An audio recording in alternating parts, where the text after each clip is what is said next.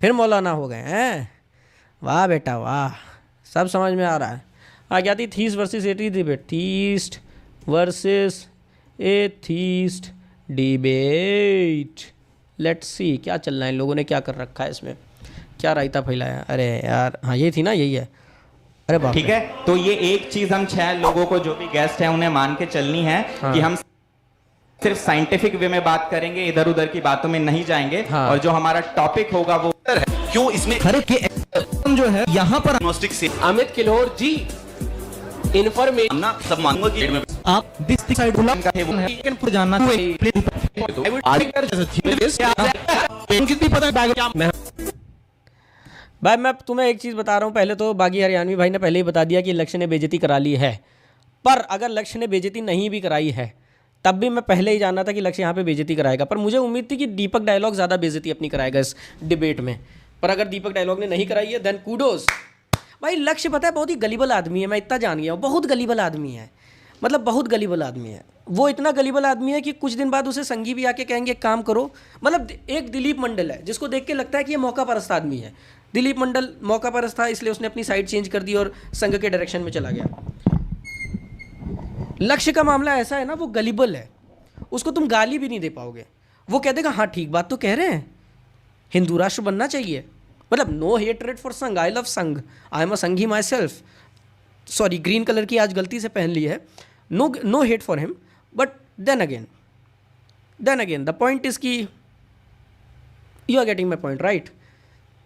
Gullible लोगों से मुझे बड़ी दिक्कत है। अरे टिको बे, मर जाओ अपने व्यू के लिए, चाहे उल्टी सीधी बातें करो, लेकिन नहीं फ्रेम स्मॉल करूँ, मैं अपना फ्रेम स्मॉल करूँ। रुको यार, T D D D D, मैं बड़ा दिख रहा हूँ। ले भाई मैं छोटा हो गया भाई, और छोटा करूँ।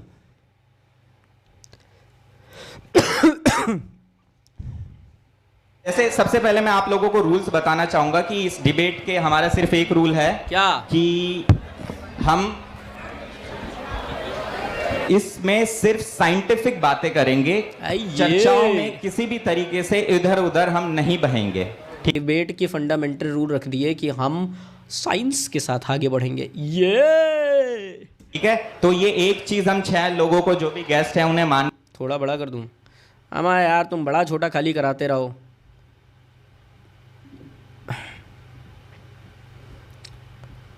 के चलनी है कि हम सिर्फ साइंटिफिक वे में बात करेंगे, इधर उधर की बातों में नहीं जाएंगे। और जो हमारा टॉपिक होगा वो होगा एथिज्म वर्सेस थिज्म। ओके, तो आप लोग अपना एक ओपनिंग रिमार्क स्टार्ट कर सकते हैं 1 मिनट में, और उसके बाद फिर हम डिबेट को स्टार्ट। नहीं, modern science has not disproved Kant's opinion on space and time. थोड़ा सा फजी अंडरस्टैंडिंग है हमारी स्पेस और टाइम की। करेंगे तो लक्ष्य जी आप स्टार्ट करें। Hello, I am audible guys? लक्ष्य भाई माइक को थोड़ा सा पास रख के बात करें सारे गेस्ट। लक्ष्य भाई मिनॉक्सीड्रिल लगा लो भाई, रोलर डर्मा रोलर और मिनॉक्सीड्रिल। इस पूरे ब्रह्मांड में, इस बिग यूनिवर्स, आते ही ब्रह्मांड है, दागा ब्रह्मांड दागा, उसमें एक मिल्की वे गैलेक्सी, उस मिल्की वे गैलेक्सी में एक सोलर सिस्टम, या उसमें एक छोटा सा धरती, या छोटा जिसमें हम लोग हैं, या इस पूरे ब्रह्मांड में हम चींटी समान हैं, इतने छोटे। या पर हम ये मान के चलते हैं कि जो ब्रह्मांड है इसको किसी ने बनाया है, और ये जो बनाने वाला है वो हमें आके कुछ बता के गया। ये तो एक तरह का एक मेन कैरेक्टर सिंड्रोम है कि हम सोचते हैं कि इस पूरे ब्रह्मांड में हम जो इतने छोटे से एक बहुत ही माइन्यूट किस्म के प्राणी है in the grand scheme of things, ये जो क्रिएटर ऑफ द यूनिवर्स वो हमें आके हमें ज्ञान देके जाएंगे। एंड ये क्रिएटर ऑफ द यूनिवर्स जो है वो ऐसा नहीं कि एक क्रिएटर है, वो अलग अलग लोगों को अलग अलग कहानी बता के गए हैं। किसी को एक धर्म में बता दिया, किसी को दूसरे धर्म में बता दिया, किसी को तीसरे धर्म में बता दिया। अरे एक ही क्रिएटर है तो सबको एक ही कहानी बताना चाहिए ना। एग्जैक्टली 10 अलग लोगों को 10 अलग अलग कहानियां। तो ये जो भगवान, हाउ रैशनल ही इज, ये रिलीजन, ये कॉन्सेप्ट है, ये हमने अपना होप के लिए बनाया है। बिकॉज ये इस धरती में रहना, so much pain, so much suffering, हमको एक कुछ चीज पे बिलीव करने के लिए, थोड़ा होप देने के लिए हमने सोचा चलो कुछ भगवान में मान लिया जाए। ये बस हमारा मनोबल के लिए है। बट सही में ब्रह्मांड में भगवान है या नहीं है ये ना मुझे पता है, ना आपको पता है, ना किसी को पता है। No, that's an agnostic stand. That's not a theist stand. Cute, babe, cute. जैसा ही सामने ऑडियंस आई आप एग्नोस्टिक स्टैंड पे चले गए। भाई लक्ष्य भाई मिनॉक्सीड्रिल लगाओ यार प्लीज। दीपक जी 1 मिनट का आपका ओपनिंग रिमार्क। हेलो पहले तो सभी लोग भाई दीपक भाई इतना बड़ा अटेंशन सीकर है भाई ये आदमी, भाई इसको बुलाया भी नहीं गया था, इसको भाव भी नहीं दिया गया था इस पूरी की पूरी डिबेट में। इस पूरी डिबेट में अमित को भाव दिया गया था क्योंकि इन्होंने अपेरेंटली रिक जर्वेस का डायलॉग जो है ना एक शो का, if I were to remove all the religious books and all the science book at the same time we will get the sciences back but not religious structures and religious books so that by default says. तो वो जो रिक Gervais वाला argument है, इन्होंने देखा अमित भाई ने, ओहो रिक जर्वेस कितनी अच्छी बातें कर रहा है, अब एक काम करता हूँ मैं रिक जर्वेस वाली बात को रील पे कर देता हूँ और फिर मैं भी फेमस हो जाऊँगा। और फिर क्या, जितने भी गलीबल लोग थे उन्होंने सर पे चढ़ा लिया अमित भाई को एथीस का रिप्रेजेंटेटिव बना दिया। फिर 2-4 लोगों ने अमित भाई को लपेटने के लिए भी काम कर लिया। तो अब you can do nothing. But भाई दीपक भाई का तो कोई लेना देना भी नहीं था थीस्ट और एथीस्ट की डिबेट से। दीपक भाई पहले बौद्ध हुआ करते थे, फिर एथीस्ट हो गए। बौद्ध हुए थे तब बौद्धिज़्म पे पेला गया था इनको, अब एथीज़्म के डोमेन पे आ गए। तो दीपक भाई का मामला ऐसा है कि दीपक भाई कमेंट करके गए थे कि पैनल जो है, पैनल अच्छा नहीं है, मुझे रखा जाना चाहिए। और फिर इनको बुला भी लगे, भाई तुम ही आओ, तुम भी झोला लेके आ ही जाओ। हाँ, क्या कहें भाई लोगों को। तो मेरा बहुत बहुत नमस्कार। और मेरा जो भी मैं बात करूंगा इस डिबेट के अंदर, मेरा उद्देश्य किसी भी जाति की, किसी भी धर्म की, किसी भी समुदाय की भावना को ठेस पहुंचाना नहीं है, क्योंकि हम भी किसी समय पर एक आस्तिक व्यक्ति थे, आस्तिक थे, एक भगवान की उम्मीद के साथ पैदा हुए थे। हमारे पेरेंट्स ने हमको हमारी जो फोर फीडिंग करी वो इस तरह से करी कि हम एक आस्तिक व्यक्ति ही थे। और बड़ा ख़राब माइक इन लोगों का यार, बहुत है ख़राब माइक। इन लोग से ये भी नहीं हो सका कि एक डंगा माइक लगवा ले। मैं भी उन्हीं लोगों में से था, शायद जैसे सभी लोग, आप में से इन लोगों को सभी को कॉलर माइक देने चाहिए थे कि कॉलर माइक से इनकी ओरिजिनल आवाज़ रिकॉर्ड होती और उसको बाद में कर देते। पर क्या ही कहें, सारे लोग होंगे जो कि भगवान को मानते हैं, जो कि व्रत त्योहार रखते हैं, हमने भी किए हैं। तो ये मेरे लिए बड़ी, जब मुझको पता लगा कि ऐसा कुछ भी नहीं है जो आज तक हम करते हुए आए हैं, ये मेरे लिए बड़ा डिजास्टर था। खुशी की बात नहीं थी कि मेरी एक होप खत्म हो गई। मुझे लगता था कि ऐसा कि शायद कोई भगवान होगा, कोई क्रिएटर होगा जो हमें देख रहा है, हमें कोई पुण्य जन्म जैसी कोई चीज देगा, या फिर हमारा जो ख्याल रखता होगा। हमारे लिए भी ये बड़ी ही डिजास्टर वाली बात है कि अभी तक हमें ऐसा कोई भी स्ट्रॉन्ग एविडेंस नहीं मिलता है और ना ही उस ईश्वर का इन्फ्लुएंस हमारी जिंदगी में नहीं दिखाई नहीं देता है जिसके बारे में हम बात करते आते हैं। तो मैं तो उम्मीद करता हूं कि आज अंकित भाई, मोहित भाई, सर मुझको आस्तिक बना के भेजेंगे, मेरी समस्याओं को खत्म करके भेजेंगे और आपके साथ तुमको बनाए ना बनाए भाई लक्ष्यवक बना दिए हैं। मैं सभी भगवतों के नारे लगा के जाऊंगा। तो मेरा कोई द्वेष नहीं है, मेरे अंदर क्यूरियोसिटी है। मेरा केवल उद्देश्य था कि मैं इंस्टाग्राम के कमेंट सेक्शन में अच्छी खासी क्लाउड पा जाऊं ताकि मुझे लोग बुला लें। अगर आप खत्म कर सकते हैं तो मोस्ट वेलकम। शास्त्रार्थ का जो पर्पस होता है वो हमेशा यही होता है कि विद्वान अपने अपने पक्ष रखते हैं और उसके बाद डिसाइड किया जाता है कि सबसे ज्यादा साइंटिफिक बात किसकी थी, जो कि आज मेरे ख्याल से ऑडियंस डिसाइड करेगी। लोल आर्य समाज के इवेंट में साइंटिफिक बातें भाई things are getting really spicy. मैं हर जगह आयरनी देख रहा हूँ, कच्चर के आयरनी है भाई इधर में, इसलिए बहुत ध्यान से सुने। इसके बाद अमित जी आप एक बार संक्षिप्त में अपना। हेलो, नमस्कार आप सबको। मैं जैसे कि देख सकता हूँ कि हमारे ऑडियंस में बड़े सारे से मुझसे उम्र में बड़े हैं, कुछ मेरे बराबर के भी हैं, कुछ छोटे भी हैं। तो मैं एक टीचर हूँ, तो ये बात तो मैं जानता हूँ कि आप लोगों को एक्सपीरियंस, ज्ञान, नॉलेज मुझसे थोड़ा सा ज़्यादा है। पर जस्ट टू क्लैरिफाई, ये जो डिबेट था इसके दो पर्पस थे। एक तो एथिज्म वर्सेस थीज्म, ये चल रहा है पिछले 2-3 हज़ार सालों से फिलोसफर सोसाइटी में। ना बड़ी नई चीज़ है। दूसरे के साथ हम डिस्कस करते रहते हैं कि भगवान है या नहीं है, ठीक है, दो निकलते हैं। इसके साथ साथ इसी डिस्कशन का एक सब टॉपिक ये भी है कि धर्म और विज्ञान में से बेसिकली किसको सुपीरियर माना जाए, या कौन सा सुपीरियर होता भी है या नहीं होता है। ये तो टाइटल में नहीं था, पर ठीक है आप बोल रहे हैं तो हम मान लेते हैं। तो आज हम इसी बात पे बात करेंगे। पर्सनली मैं ये कहूंगा कि मैं ऐसे अपने आप को खुद को एथिस्ट तो नहीं कहता हूं, लेकिन अब दो जगहों में से एक चुनना। देख रहे हो भाई, अभी डिबेट साला चालू नहीं हुई है, डिबेट चालू नहीं हुई है। लक्ष्यवा क्या कही दीस, लक्ष्य कही दीस कि आई एम एग्नोस्टिक नहीं बोलिस, एग्नोस्टिक स्टैंड ले लीस। ठीक, भाई साहब आए, भाई साहब ने डिबेट से पहले कह दिया अरे मैं वैसे तो एथीस्ट नहीं हूं। अरे तो क्यों आ रहे हो डिबेट करने भाई? What's the point? What is the point? नहीं, हमें तो क्लाउड चाहिए, जहां बुला लो आ जाएंगे। लोग ये भी नहीं बोल पाते कि मेरा डोमेन ऑफ एक्सपर्टीज नहीं है, मैं इसमें नहीं बोलना चाहता। मैं इसमें अगर बोलूंगा तो हक दूंगा या कोई नोवेल बात नहीं कर पाऊंगा। था तो किसी साइड में बैठना पड़ता है। इसका चुनने का एक रीजन है कि धर्म और विज्ञान, अगर हम दोनों की दोनों बात करें, जब भी ये डिबेट चलता है तो मुझे लगता है कि आज तक हम इस डिबेट को गलत करते आए हैं। बेसिकली इनके बीच में सुपीरियरिटी नहीं ढूंढनी चाहिए। इन दोनों के बीच का जो अलग अलग स्पेस है उसको डिफाइन करके इन दोनों को अलग रखना चाहिए। विज्ञान में कभी भी धर्म नहीं घुस सकता है, और धर्म के अंदर जब धर्म विज्ञान की बराबरी करने की कोशिश करता है तो उसका कभी रिजल्ट निकलता नहीं है।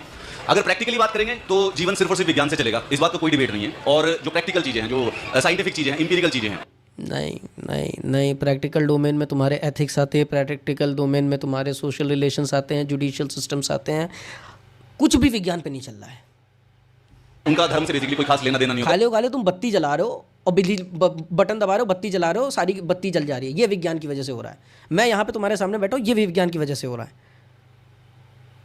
15वीं सेंचुरी के पहले जब तक रेनेसां शुरू नहीं हुआ था, विज्ञान की वजह से इनमें से कुछ भी नहीं चल रहा था। प्रैक्टिकल लाइफ तब भी एग्जिस्ट कर रही थी। कई को ठीक है, ओके, या विज्ञान ह्यूमन रिलेशंस में कुछ भी विज्ञान की वजह से नहीं। तुम्हारी बीवी और तुम्हारे बीच में अगर कलेश हो रहा है और तुम्हारी बीवी तुम्हें कह रही है कि तुम चूतिया हो, तुम उल्लू हो, तुम्हें मुंह अपना नहीं खोलना चाहिए, लाइव में जाके हरी टी शर्ट पहन के नहीं बैठना चाहिए, तो इसमें विज्ञान कहीं से इन्वॉल्व नहीं हो रहा है। धर्म एक सोशल और कल्चरल, उतना ही इंपॉर्टेंट सोशल और कल्चरल क्या नाम है, डोमिनियन होता है। तो इन दोनों मुद्दों को लेकर डिस्कस करेंगे। कुछ हम बताएंगे कि क्यों बेहतर है या ज्यादा रैशनल है, या इंसान के सोचने का जो हमें जो मस्तिष्क मिला है, जो सोचने की शक्ति मिली है, क्यों इसमें एथिज्म जो है वो थोड़ा सा ज्यादा एक रैशनल पॉइंट ऑफ व्यू है रादर देन बिलीविंग कि there is a god. And similarly अब थोड़े से प्रैग्मेटिज्म की तरफ जा रहे हैं कि चलो हम ये नहीं प्रूव करेंगे कि एथिज्म इज ट्रू, हम ये प्रूव करेंगे कि एथिज्म जो है वो ज़्यादा प्रैग्मेटिकली प्लॉजिबल पोजिशन है rather then just going into theism. वो धर्म और विज्ञान की जब बात आएगी तो हमारा पॉइंट ये रहेगा। सही बता रहा हूँ, ये धर्म और विज्ञान की डायकोटोमी कोई भी serious philosopher of religion seriously नहीं लेता, नोबडी। किस प्रकार से एक अगर कंपेयर करें तो इससे सुपीरियर कोई भी नहीं है डेफिनेटली, लेकिन अगर फिर भी कंपेयर करते हैं तो मुझे लगता है कि भविष्य में भारत के यूथ को विज्ञान की तरफ ज्यादा बढ़ना चाहिए। धर्म जो है उसको अपने मन में, अपने घर के अंदर और अपने पर्सनल ग्रोथ के लिए रखना चाहिए, पर सोसाइटी या जो देश है वो बेसिकली विज्ञान से ही आगे बढ़ेगा। तो इन मुद्दों को, इन पॉइंट्स को दिमाग में रख के हम बेसिकली डिस्कशन करेंगे। And thank you very much for all of you coming, क्योंकि जो भी मैं सीनियर लोगों को देख रहा हूं तो मुझे ये लग रहा है कि इन्हें मुझसे ज्यादा आता है, तो मैं डिबेट में बताऊंगा क्या क्या। तो वाह, पहले ही हथियार डाल रहा है। तो अगर मैं कुछ गलती करूं तो अपने से छोटा सा, यार मैं एथीस्ट बन जाऊं क्या? मैं एथीज्म का रिप्रेजेंटेटिव बन जाऊं क्या? टेल मी लाडलो, should I become the representative of atheism on internet? फिर 5 साल बाद बदल जाऊंगा, पार्टी बदल दूंगा। मतलब आई डोंट थिंक कि ढंग के एथीस्ट इधर दिख रहे हैं। और मैं बहुत ही मौका पर इस तरीके से बात कर रहा हूँ कि एथिज्म का रिप्रेजेंटेटिव बन जाते हैं। कोई सीरियस है नहीं, विमो था थोड़ा बहुत जो बातें कर लेता था, बाकी तो कोई है नहीं। Nobody is taking it seriously. आप मुझे माफ कर दीजिएगा, थैंक यू। मोहित जी, सभी को नमस्ते। मैं 1 मिनट में तो अपना ओपनिंग रखूंगा, उसके बाद फिर हम चाहेंगे आपस में ज़्यादा डिस्कशन करें।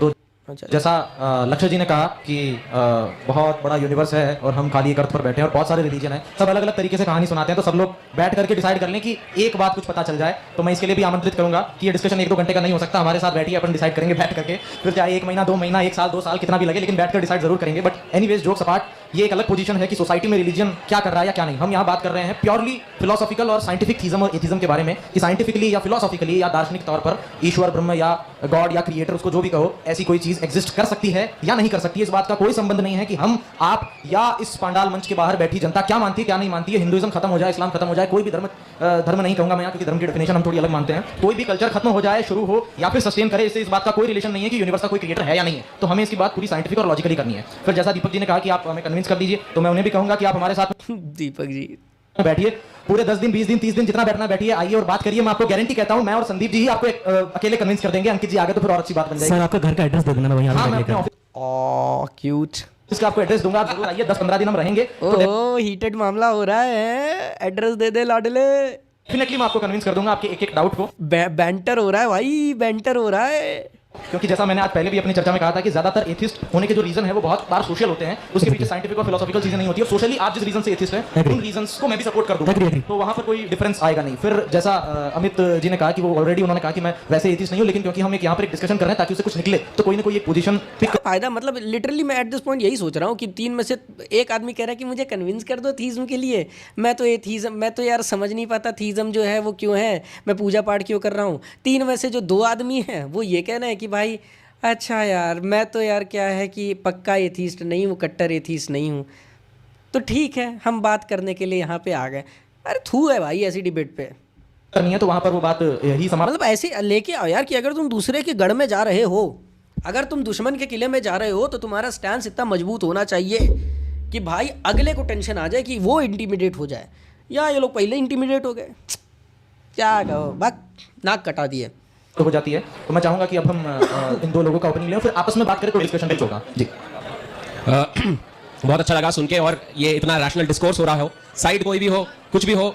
देखिए जीतना जरूरी नहीं है, मैं हमेशा कहता हूँ सीखना जरूरी है, वही हम करने की कोशिश करेंगे। हालांकि 2 भाई अंकित भाई hair care routine please, hair care routine Ankit भाई प्लीज। चीजें हैं, जब भी हम गॉड की बात करते हैं तो साधारणतः एक अजम्पशन होता है कि रिलीजन का जो गॉड है और फिलोसोफर का जो गॉड है वो दोनों अलग होते हैं। हम फिलोसोफर के गॉड के बारे में बात करेंगे, हालांकि अपितु हम दोनों का जो गॉड है, जो हम फिलोसोफर्स गॉड कहते हैं, वो बहुत ज्यादा इक्वल है या बहुत ज्यादा क्लोज है उपनिषदों के वैदिक कंसेप्शन ऑफ गॉड के। तो हम उस पॉइंट ऑफ व्यू से आर्ग्यू करना चाहेंगे। दूसरी चीज, ऑब्वियसली गॉड की मल्टीपल डेफिनेशंस हैं, मल्टीपल थियोलॉजीज हैं, क्रिश्चियन डेफिनेशन है, इस्लामिक डेफिनेशन है, so on and so fourth. वहां पर हम नहीं जाएंगे क्योंकि ना हमारा ज्यादा उसमें खासा एक्सपीरियंस है, ना हम उसे ज्यादा रिलेट कर पाते हैं। बाकी देखते हैं, मजा आना चाहिए। मैं तो बस यही उम्मीद करता हूं कि सीख के जाते हैं 4-5 चीजें, और क्या। शुरू करते हैं संदीप जी। मैं इसमें थोड़ी सी बात जोड़ूंगा बस, कि जो ये हमारे मित्रगण है, ये एथिज्म धर्म को ये समझते हैं कि कोई जैसे इंडियन क्रिकेट टीम है, हम उसका सपोर्ट करते हैं, पाकिस्तान वाले पाकिस्तान का सपोर्ट करते हैं, जस्ट ये एक टीम है, लेकिन उनके बीच में जो सही से खेलने की स्पिरिट है ना, वो उनका धर्म है। ना कि ये है कि मैं इंडियन पैदा होगा तो मैं अपने सपोर्ट करूंगा। गेंदबाजी सब सेम करते हैं, ऐसे वो कि हम दोनों से हटके चेतना कि क्यों, तो हम डिस्कस आगे बढ़ाते हैं। मैं अपने ऑडियंस को स्टार्ट करना चाहूंगा ये कह के कि क्यों एथिज्म या सेंसिबल है या रैशनल है। एक चीटी, now we are here. अगर हम एक चीटी को देखें, चीटी को माने, हाँ। और एक चीटी मेट्रो को देखे या किसी बड़ी बिल्डिंग को देखे या किसी फ्लाईओवर को देखे, तो वो उसको समझ नहीं सकती। ना ही वो उसको समझने की कोशिश कर सकती है, ना ही कोई भी ऐसी चीटी होगी जो ये बोल देगी कि मुझे ये सब समझ में आ रहा है, ये चारों तरफ क्या पैराफर्नेलिया चल रहा है। मुझे लगता है कि हम इंसान इतने छोटे हैं कि भगवान जैसा कोई भी कॉन्सेप्ट हम कंसीव नहीं कर सकते, उसको समझ नहीं सकते हैं। इसका मतलब ये है कि जितने भी भगवान के जो कॉन्सेप्ट हैं या जिस भी भगवान में हम मानते हैं, वो किसी न किसी तरीके से हमारी खुद की लिमिटेशन से ही लिमिटेड है। हम जब भी कुछ सोचना चाहेंगे, जब भी कुछ करना चाहेंगे, वो हमारी लिमिटेशन होगी। यानी कि अगर मैं दौड़ना चाहूंगा तो मैं 10 सेकंड से 100 मीटर नहीं दौड़ सकता, मेरी हाइट 6 फीट से 7 फीट से ऊपर नहीं हो सकती, मैं एक दिन में 24 घंटे से ज्यादा काम नहीं कर सकता। हम लिमिटेड बीइंग है, और हम ये मानना चाहते हैं कि हम भगवान जो कि इनफिनिट है, जो कि अनलिमिटेड है, जो कि सृष्टि का रचनाकार है, उसको समझ सकते हैं। तो ये वो एक्टिविटी है कि एक चींटी ये बताने की कोशिश कर रही है कि वो पूरा का पूरा फ्लाईओवर या पूरा का पूरा मेट्रो या एरोप्लेन को उड़ा सकती है या बना सकती है। मुझे लगता है कि humans are limited, so limited that there is no way that they will ever be able to conceive a correct idea of God. Hence socially और कल्चरली हम अपने जो हमें समझ में आता है उसके हिसाब से वो आइडियाज को कन्वर्ट कर लेते हैं। आप सब में से कितने लोग भगवान को मानते हैं? हाथ उठाइए। सारे के सारे भगवान को मानते हैं? बिल्कुल मानते हैं। मेरी मम्मी और मेरे पापा पिताजी भी मानते हैं। मुझे बताइए कि अगर आप सबके सब यूरोप में पैदा होते तो कौन से भगवान को मान रहे होते? अगर आप सऊदी अरेबिया में पैदा होते तो कौन से भगवान को मान रहे होते? नहीं सर, ये तो मतलब ऐसे तो मतलब सऊदी जैसे वहां पर हिंदू है ही नहीं, जैसे यूरोप में भगवान कोई अलग भगवान को माना जाता ना। अच्छा, वन गॉड वाला, जो वन गॉड को मानते हैं, ठीक है, ये बिल्कुल सही है, वेदांतिक आइडिया। हाँ जी, जाना ही नहीं है भाई ऑडियंस के पास। मेरा कहने का मतलब ये है गलत कि जगह हम बॉल जिस लेके भगवान चले में और गए। जिस धर्म- अरे यार, सारे वहाँ पे आर्य समाजी बैठे, तुम उनके पास बॉल लेके जा रहे हो। ये कोई वो न्यूट्रल प्लेटफॉर्म नहीं है। धर्म को मानते हैं वो जनरली हमारी सोसाइटी और हमारे समय, जिस समय में हम पैदा हुए हैं, उस पर डिपेंड करता है। Not necessarily. तो अगर वो कॉन्स्टेंटली चेंज होगा, 4000 साल पहले मैं पैदा होता तो मैं किसी और भगवान में मानता, और 10,000 साल पहले पैदा होता तो किसी और में मानता, 2000 ईस्वी में पैदा हुआ तो किसी और को मानता हूं। इसका मतलब ये है कि जो कॉन्सेप्ट ऑफ गॉड है वो किसी न किसी तरह से कल्चर और सोसाइटी की देन होता है, यूनिवर्सल नहीं है।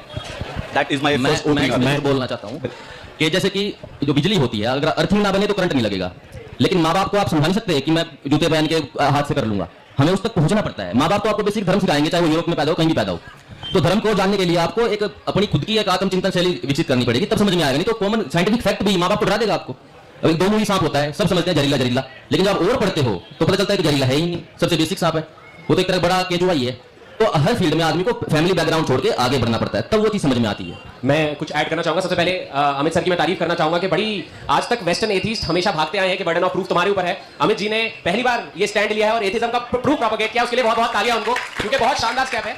अब इनके पॉइंट को मैं एक एक करके समराइज करने की कोशिश करता हूं। सबसे पहले बात ये कहते हैं कि चींटी, हाथी, एनिमल्स, ये लोग गॉड के कंसेप्ट के बारे में नहीं सोच पाते। हम भी उनमें से कुछ ऐसे ही जंतु हो सकते हैं जो शायद गॉड के कॉन्सेप्ट के बारे में कंसीव ही नहीं कर पाते, राइट? इसको हम कहते हैं कॉग्निटिव क्लोजर। ये बहुत स्टैब्लिश्ड थ्योरी है कि चींटी, चिंपैंजीज इवन इलेक्ट्रॉन के कॉन्सेप्ट को कंसीव भी नहीं कर सकते। 2 चीजें हैं, एक कंसीव करना और एक उसका होना। अगर आप गॉड का सबसे स्ट्रॉन्गेस्ट आर्गुमेंट आज देखेंगे, उसको कहते हैं ओंटोलॉजिकल प्रूफ, जो सबसे पहले आंसलेम ने दिया था, अल्सम ने दिया था, उसके बाद गॉडेल ने दिया था, अभी क्या कहते हैं अल्विन प्लेटेंगार ने उस पर मॉडल लॉजिक से काम किया है। वो यही कहता है। अब यहाँ पे जितने आर्य समाजी है, किसी को नहीं पता कि मॉडल लॉजिक क्या है, गर्डल का आर्गुमेंट क्या है। गर्डल के आर्गुमेंट के साथ अगेन प्रॉब्लम्स थी। आंसलेम के ऑन्टोलॉजिकल आर्गुमेंट के साथ प्रॉब्लम यह है कि आंसलेम ने यह कहा था कि God is that more perfect than which can not be thought. और अगर कोई चीज़ परफेक्ट है और उसके बाद वो एग्जिस्ट नहीं कर रही है तो वो इम्परफेक्ट हो गई। तो परफेक्ट होने के लिए उसे एग्जिस्ट करना ही पड़ेगा, दैट इन्वॉल्व्स परफेक्शन। और ये था ऑन्टोलॉजिकल आर्गुमेंट आंसलेम का। कांत और गैसेंडी आए। कांत और गैसेंडी ने ये बात पॉइंट आउट की। सबसे पहले गैसेंडी ने पॉइंट आउट की, उसके बाद famously critique of pure reason में कांत ने भी की। Kant is a devout Christian, लेकिन उसके बाद भी कांत एग्नोस्टिसिज्म की डोमेन में इसीलिए जाता है because he is intelligent enough. तो कांत ने ये जो आर्गुमेंट है आंसलेम का कि ऑन्टोलॉजिकल आर्गुमेंट जो है ये बिल्कुल एकदम अकाटे है, इसको डिबंक किया। इसके बारे में रखा कि एग्जिस्टेंस किसी चीज़ के साथ ऐड कर देना प्रॉपर्टी नहीं हो जाता। आई से थॉट एग्जिस्ट, तो थॉट की प्रॉपर्टी नहीं हो जाएगी कि वो एग्जिस्ट कर रहा है। अगर मैं कह रहा हूँ कि ब्लू एग्जिस्ट, तो ये ब्लू की प्रॉपर्टी नहीं है कि ब्लू एग्जिस्ट कर रहा है। अगर मैं कह रहा हूँ चश्मा एग्जिस्ट, तो इस चश्मे की प्रॉपर्टी नहीं वो एग्जिस्ट कर रहा है। तो एग्जिस्टेंस कुछ अगर किसी भी शब्द के सामने आप लगा देते हो तो उसकी प्रेडिकेट वैल्यू में कुछ ऐसा बढ़ के नहीं आता है। अब इसकी तो it can be a fiction as well, you don't necessarily have to say कि ये एग्जिस्ट ही कर रहा है। जैसे मैं अगर कह रहा हूं कि काले रंग का डोनाल्ड ट्रंप मंगल ग्रह पे एग्जिस्ट करता है, जो कि एक परफेक्ट बीइंग है। अब अगर वो परफेक्ट बीइंग होगा तो उसे एग्जिस्ट करना ही पड़ेगा। नाउ यहाँ से प्रॉब्लम ये आ जाती है कि ये सिर्फ और सिर्फ आपके थॉट में एग्जिस्ट कर सकता है। इवन तो मेरा एग्जांपल इतना ठीक नहीं, but what I am trying to say is कि it can just exist in your thought. You don't need necessarily कि वो एग्जिस्ट ही करे। इसके बाद जब ये ऑन्टोलॉजिकल आर्ग्यूमेंट निकल गया, कुछ दिन के लिए गायब हो गया, तब गर्डल ने अपना ऑन्टोलॉजिकल आर्ग्यूमेंट सामने रखा। Girdle is a famous mathematician, लेकिन गर्डल का जो ऑन्टोलॉजिकल आर्ग्यूमेंट था वो फॉर्मली स्टैब्लिश्ड नहीं था, उसके साथ भी प्रॉब्लम्स थी। वो केवल गर्डल के नोट्स में स्क्रिबल्ड था। Girdle was working on that ontological argument mathematically, लेकिन वो वर्कआउट नहीं कर पाया था, जिस वजह से गर्डल ने उसे पब्लिक नहीं किया था या गर्डल ने उसे पब्लिक के सामने नहीं रखा था। तो बाद में जिन लोगों ने गर्डल के ऊपर काम किया, उन्होंने इस ऑन्टोलॉजिकल आर्ग्यूमेंट को लोगों के सामने ला के रखा। This is the back story. Now कुछ लोगों का ये मानना है कि गर्डल के ऑन्टोलॉजिकल आर्ग्यूमेंट का जो मैथमेटिक्स है दैट्स नॉट साउंड इनफ, तो इसलिए गर्डल के ऑन्टोलॉजिकल आर्ग्यूमेंट को भी बहुत लंबे वक्त तक नहीं कैरी किया जा पाया और उसको भी हटा ही दिया गया। अब इसके बाद तीसरा ऑन्टोलॉजिकल आर्ग्यूमेंट जो आया वो प्लेटिंगा का आया। अब ये हुआ कि इसको लेकर भी एक बैक स्टोरी है। लाइबनिस ने आके कहा था कि दुनिया में, मतलब लाइबनिस ने कहा था कि ये जो हमारा वर्ड है ये बेस्ट पॉसिबल वर्ड्स में से एक वर्ड है।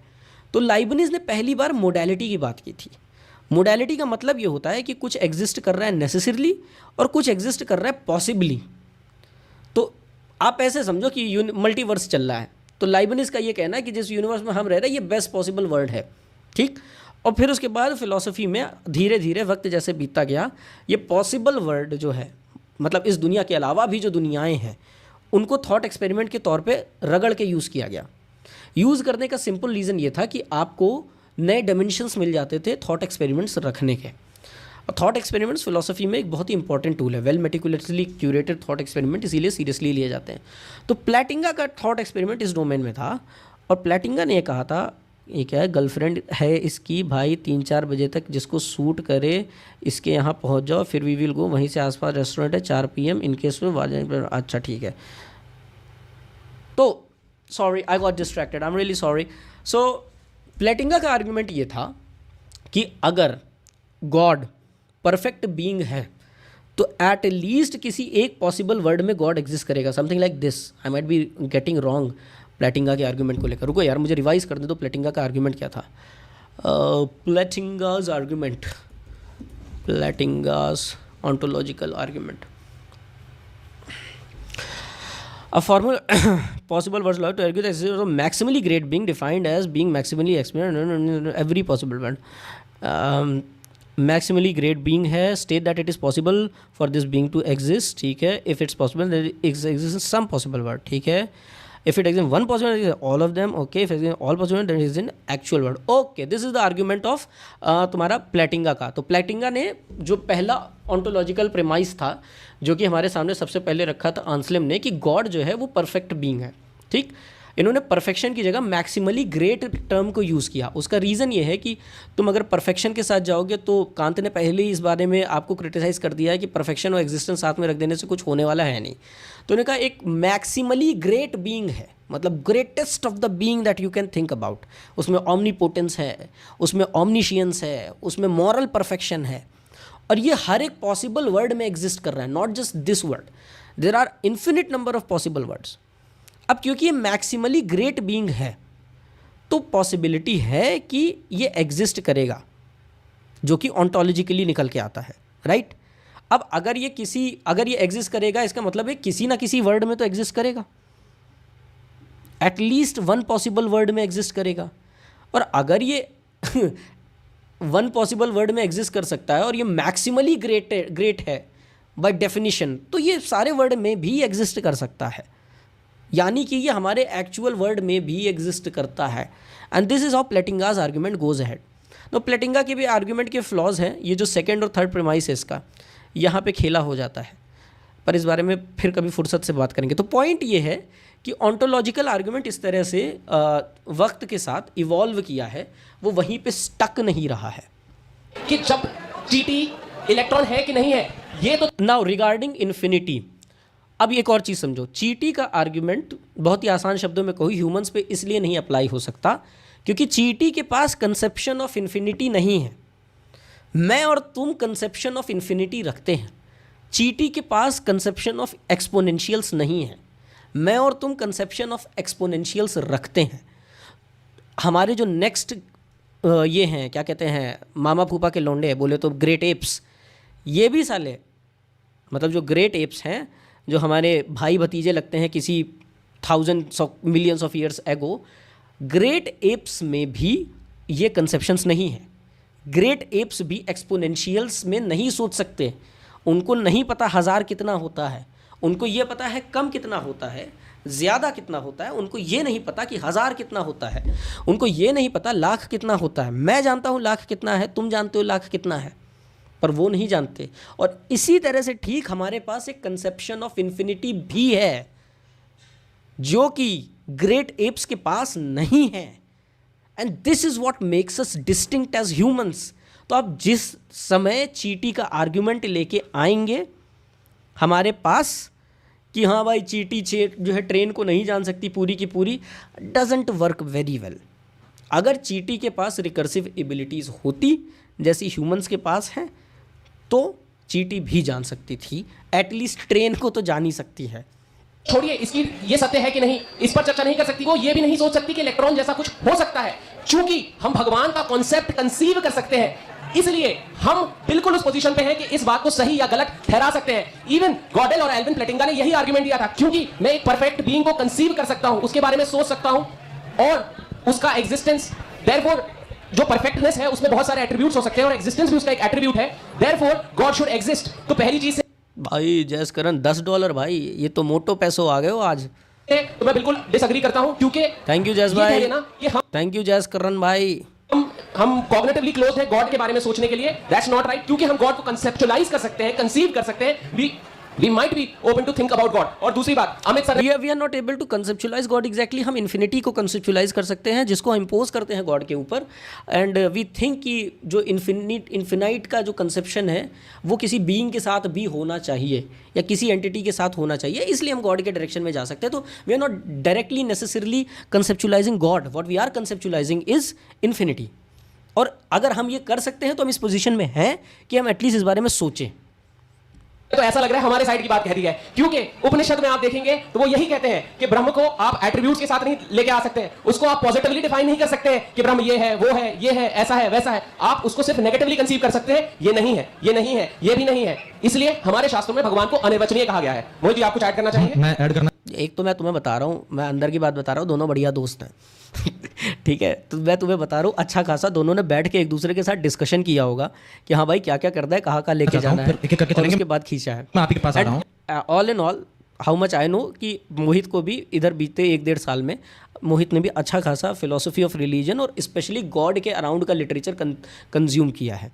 दैट इज़ वाई तुम मोहित के जो आर्ग्यूमेंट देखोगे वो टिपिकल आर्य समाजी आर्ग्यूमेंट नहीं आते, जैसे वहाँ पे आते हैं कि कार्य कारण का सिद्धांत है तो होना चाहिए गॉड का एग्जिस्टेंस। तो उस तरह के आर्ग्यूमेंट तुम्हें मोहित के यहाँ नहीं दिखेंगे, थोड़ा सा तुम्हें डिफरेंट चीज़ें दिखनी शुरू हो जाएंगी। अंदर खाने की बात बता रहा हूँ। क्या अंकित भाई यहाँ बस्ता लेके चले आते, बताओ अंकित भाई रुके भी नहीं। हमने पूछा अंकित भाई आओ बैठे दारू वारू पी जाए, अंकित भाई कहे नहीं यार निकलना है। So what I was adding कि why does the universe necessitate एक तो यार ये अंग्रेजी भी बोलता है साउथ बॉम्बे वाली। a god? जरूरत क्या है? करके चलेंगे, मैं आप ही के पास आ रहा हूँ। So what I was adding कि why does the universe necessitate a god? जरूरत क्या है? Universe आते हैं इस पर आते हैं। हाँ इस पे आइएगा, मैं आप ही से बात करूंगा ताकि क्रम से सबको मौका मिलता रहे। हाँ आपका माइक बंद है, चालू रखिए। तो सबसे पहले ना इसको एक सही फ्लो दे देते हैं डिबेट में, ताकि पता चल जाए कि किस पॉइंट का एक दूसरे को खंडन करना है। तो बेसिकली हमारे पास दो नाम, एक थीज्म एक एथिज्म। अब जो एथिज्म की एकेडमिक डेफिनेशन है, क्योंकि अगर आप एथिज्म को ऐसा मान रहे हैं कि लैक ऑफ थीज्म, मतलब आप थीज्म में विश्वास नहीं कर रहे हैं तो आप एथिस्ट हैं, तो वो एथिस्ट की डेफिनेशन नहीं है, वो एग्नोस्टिक की डेफिनेशन हो जाएगी। क्योंकि अगर हम ऐसा मानेंगे, नॉन थीस्ट की प्राइमरली डेफिनेशन है। तो एक कुत्ता भी एथिस्ट है, एक एनिमल भी एथिस्ट है, एक छोटा बच्चा भी एथीस्ट छोटा बच्चा भी एथिस्ट है, एक ऐसा मनुष्य जिसको अल्जाइमर डिजीज है, जिसकी मेमोरी पावर नहीं है, वो भी एथिस्ट है। तो एथिस्ट लेकिन भाई सलमान खान तो यार तेरे नाम में एथीस्ट नहीं थे, तेरे नाम में सलमान भाई का जो है ब्रेन वॉश हो गया था, वो तो एथीस्ट नहीं रहते। Hence God exist. Premise 1, Salman Khan became mad and still believed in God. Premise 2, if God did not exist, how did Salman Khan believe in God? By modus tollens, negation, God exists because Salman Khan believed in God even after he got mad in तेरे नाम। की जो academic definition है, फिर इसमें ये reference add कर देंगे, फिर आप बात करिएगा। जो एथिस्ट की एकेडमिक डेफिनेशन है वो ये है कि एक ऐसी आइडियोलॉजी जो इस बात को सब्सक्राइब करती है कि ऑन्टोलॉजिकल नेचुरलिज्म जैसी कोई चीज एग्जिस्ट करती है। इसको मैं सरल भाषा में बोल देता हूं कि जितना अब तीनों में से किसी ने भी, मैं तुम्हें बता रहा हूँ, यहाँ तीनों छोड़ो, 1 2 3 4 और ये भाई 5 लोग यहाँ बैठे हैं, और इसके अलावा ऑडियंस में भी जितने लोग भी बैठे हैं, इनमें से किसी ने भी ऑन्टोलॉजिकल नेचुरलिज्म अल्फाज भी नहीं सुना होगा इस दिन के पहले, सुना ही नहीं होगा। That's how well prepared these 2 guys came, क्योंकि इनके पीछे भी एक आदमी बैठा है और ये लोगों ने अच्छी खासी बात कर रखी है। ना पूरा यूनिवर्स है, उस हर यूनिवर्स के पहलू को हम नेचुरलिज्म यानी कि मटेरियलिस्टिक तरीके से एक्सप्लेन कर सकते हैं। मैं सारे पॉइंट ऐड कर देता हूं तो आपका डाउट ही क्लियर हो जाएगा। थीज्म जो है वो सब्सक्राइब करता है इस चीज को कि यूनिवर्स का एक ऐसा इनर कॉज है जो कि मटेरियलिस्टिक नहीं है। तो यहां पर आने के बाद में दोनों ही फिलोसॉफी के पास बर्डन ऑफ प्रूफ है कि थीज्म वालों को ये बताना है कि यूनिवर्स जो है वो ऑन्टोलॉजिकली नेचुरलिज्म से एक्सप्लेन नहीं हो सकता है। इसके लिए हमें बहुत सारे ऐसे कॉज चाहिए जो कि मेटाफिजिकल है, जो कि फिजिकल नहीं है। और जो एथिस्ट है, जो ये कहना चाहता है कि आई एम एथिस्ट, तो उसको प्रूव करना पड़ेगा कि यूनिवर्स की सारी जो कॉन्सिक्वेंसेज हैं या जो जितने भी पहलू हैं उनको हम नेचुरलिस्टिक तरीके से एक्सप्लेन कर सकते हैं। एक्सप्लेन नहीं करना, मैं इसको भी एक्सप्लेन कर देता हूं, एक्सप्लेन नहीं करना है कि एथिस्ट को कि वो सारी चीजों को बैठकर एक्सप्लेन करेगा, उसे प्रूव करना है कि सारी चीजों को मटेरियलिस्टिक तरीके से एक्सप्लेन किया जा सकता है। भले आज में किया जा रहा हो तो एक थीस्ट ऐसा मानेगा कि कभी, पता है मैं तुम्हें एक चीज़ बताऊं, अगर इन लोगों ने फिजिकलिज्म के अराउंड थोड़ा सा भी लिटरेचर पढ़ लिया होता, तीनों ने भी, पर यही है ना कि तीनों में से कोई भी इसमें ट्रेंड नहीं है फिलॉसफी में, इसलिए इन लोगों को उतने अच्छे से पता नहीं है। जो नया फिजिकलिज्म का पूरा आर्गुमेंटेशन चल रहा है, anything that is causal is physical in nature. अगर ये लोग, मैं तुम्हें बता रहा हूँ, अगर कोई यहाँ पे एथीस्ट है, if any one is atheist here, तो मैं तुम्हें बस ये कहूँगा कि अरे हट, तुम्हें क्या करना है, फिजिकलिज्म SEP, ठीक है, ये जो पेज है, ये पेज पूरा चाट के जाना है। ये तुम्हारा फिजिकलिज्म का पूरा पेज है। तुम यहाँ पे समझोगे कि फिजिकलिज्म की स्टार्टिंग पॉइंट क्या है, फिजिकलिज्म को कैसे देखा जा रहा है, और आज के टाइम पे फिजिकलिज्म के अराउंड वर्ल्ड व्यू क्या है। ठीक ठाक लिटरेचर तुम पढ़ लोगे केवल इस पेज से, राइट। अब इस लिटरेचर को तुम्हें पढ़ने के बाद अगर तुम्हें और एक्सप्लोर करना है तो तुम्हारे पास अच्छा खासा यहाँ पे है, ऐसी यहाँ की बिब्लो भी पड़ी हुई है, तो ये सारे पेपर मोस्टली सारे के सारे फेमस पेपर ही हैं वहाँ से तुम उठा सकते हो, ये सारे उठा के तुम बात अपनी आगे रख सकते हो, क्योंकि ये कह रहे हैं कि जो फंडामेंटल रियलिटी है वो नॉन मटेरियल है। इनमें से तीनों में से कोई इस डायरेक्शन में सोचेगा भी नहीं कि इवन तो वो नॉन मटेरियल है, फिजिकल तो है, हम फिजिकलिज्म के डोमेन से आ रहे हैं। और फिर यहाँ से डिबेट और इंटरेस्टिंग बन जाती, फिर वो फिलोसॉफिकली रिगरस डिबेट बन जाती, जहाँ पे आप ये बेसिक बात नहीं कर रहे हो कि ये एग्जिस्ट कर रहा है कि नहीं, ये मैटर है कि स्पेस है। आज हम रसल को डिस्कस करने वाले थे, रसल इस बारे में बात करता है। पिछले लाइव में किसी ने कहा था रसल वाले में कि Russell is non scientific in nature, but Russell अपने तीसरे चैप्टर में जब एटम के बारे में बात करता है तो, या किसी भी सब्सटेंस के बारे में बात करता है, रसल यही कहता है कि ये जो लेट्स से ये मेरे पास जो स्पंज है, ये स्पंज जो है ये 80 से 90% एक्चुअली स्पेस है। जो इसके एटम्स हैं, जो इलेक्ट्रॉन्स हैं, उनमें स्पेस एग्जिस्ट कर रहा है। तो मैं इस सब्सटेंस को या इन पार्टिकल्स को एक्चुअली नहीं छू रहा हूँ, कभी छू ही नहीं पा रहा हूँ। All I am touching is कि जो इलेक्ट्रोमैग्नेटिक इफेक्ट हो रहे हैं, जो इलेक्ट्रिकल इंपल्सेस हो रहे हैं, जो मेरे ब्रेन तक जा रहे हैं, मैं उनको जान पा रहा हूँ। So what is actually having is कि मटेरियलिज्म बहुत पहले डेड हो चुका है, टेरिटरी सारी की सारी फिजिकलिज्म की चली है। फिजिकलिज्म में क्या क्या आ रहा है, there is wave, there is particle. Physicalism बहुत आसान से, अगर वो कोई कह रहा है कि फंडामेंटल चीज़ जो है वो मटेरियल नहीं है, तो तुम्हें यह कहना है कि फंडामेंटल चीज़ अगर मटेरियल नहीं है तो ठीक है, मैं फिजिकलिज्म के डोमेन से आ रहा हूँ। मैं कह ही नहीं रहा हूँ कि वो मटेरियल है, मैं ये कह रहा हूँ कि फंडामेंटल चीज़ जो है वो फिजिकल है नेचर में। अब फिजिकल में क्या क्या चीज़ें आ जाती हैं, फिजिकल में तुम्हारा वेव आता है, फिजिकल में तुम्हारा पार्टिकल आता है, फिजिकल में तुम्हारा इलेक्ट्रोमैग्नेटिक फील्ड्स आती हैं, ये सारी चीज़ें फिजिकलिज्म में आ जाती हैं। प्लस जो कुछ भी कॉजेशन के थ्रू चल रहा है, किसी भी चीज़ के साथ अगर कॉजेशन इन्वॉल्व है, उसको भी फिजिकलिज्म की न्यू एज डेफिनेशन में रखा जाता है। फिजिकलिज्म का जो डेफिनेशन है, जो डेफिनेशन का होराइजन है, वो काफ़ी स्ट्रांग हो जाता है। सीरियस अगर कोई व्यक्ति हो जिसने लिटरेचर पढ़ रखा हो, ही would have came from this direction. पर अब लाइक आई सेड मटेरियल मतलब होता है पार्टिकल। मटेरियल मतलब ये छू सकते हो, जान सकते हो, तुम जान भी नहीं सकते इसे। फिजिकलिज्म और मटेरियलिज्म ने अपनी शक्ल सुधारी है, मटेरियलिज्म ने लुक्स मैक्सिंग की है, वो बना है क्या? Physicalism. This is what I am trying to से।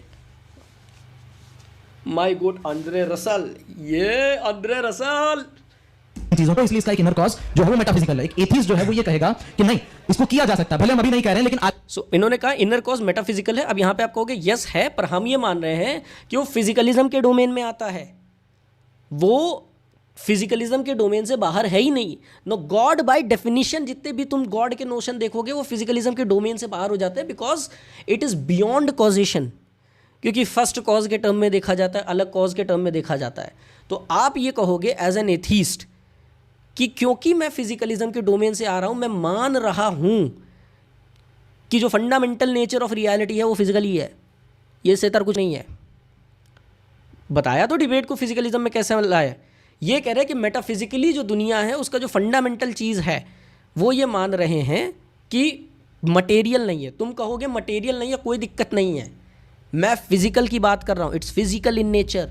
और तुम्हें फिर फिजिकलिज्म के अराउंड एटलीस्ट लिटरेचर पता होना चाहिए, and that's how you come back with a stronger opening. But then again आपके पास कौन बैठा हुआ है? आपके पास 3 रैंडम इंटरनेट के लोग जो कि वायरल हो रखे हैं, वो बैठे हुए हैं जिन्होंने घंटा कुछ भी नहीं पढ़ा है। चल करके हम साथ, मतलब देखो, मैं तुम्हें एक चीज़ बताता हूँ। As an agnostic, as a person who doesn't have his first principle as of now, मैं थीज़म के लिए भी डेविल्स एडवोकेट बन सकता हूँ जब मेरा मन करेगा।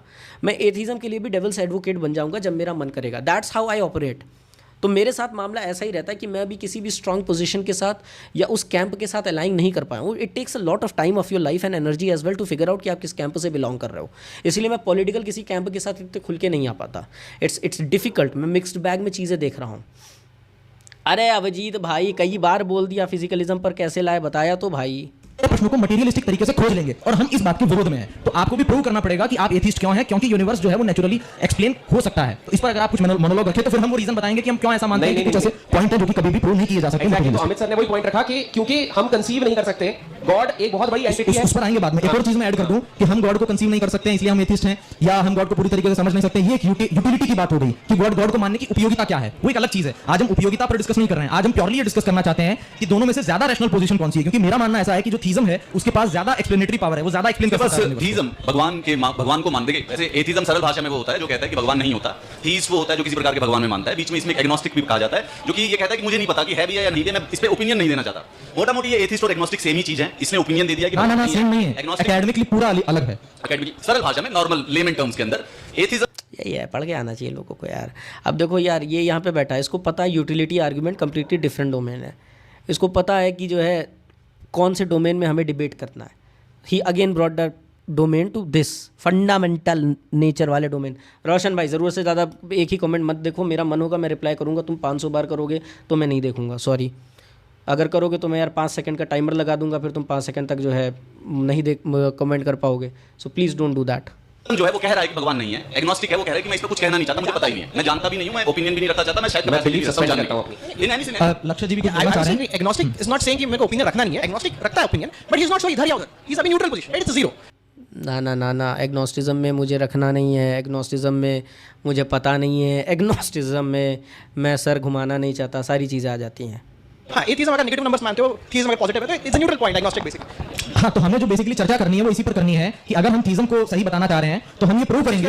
हाँ, हम ये प्रूव करेंगे कि जो यूनिवर्स है उसमें कुछ ऐसी चीजें हैं जिनको एक्सप्लेन करने के लिए हमें गॉड या ब्रह्म जैसी कोई चीज, चेतन कोई चाहिए। आपको प्रूव करना नहीं, सब कुछ जड़ से समझाया जा सकता है, तो कुछ ऐसा हमको कुछ कॉन्शियस कुछ नहीं चाहिए, तो वो आपको प्रूव करना। तो आप शुरू करिए, फिर उस पर आप अपनी प्रूव करेंगे। One thing on the same this, ऐसा कोई डिबेट नहीं है that me sitting here, I am real और not, that's not a debate. Lakshya ji हम हिंदी में रख सकते भाई ये भी डिबेट है। आप यहाँ पे बैठे कि नहीं, आप रियल है कि नहीं, ये भी एक्चुअली डिबेट एग्जिस्ट करती है।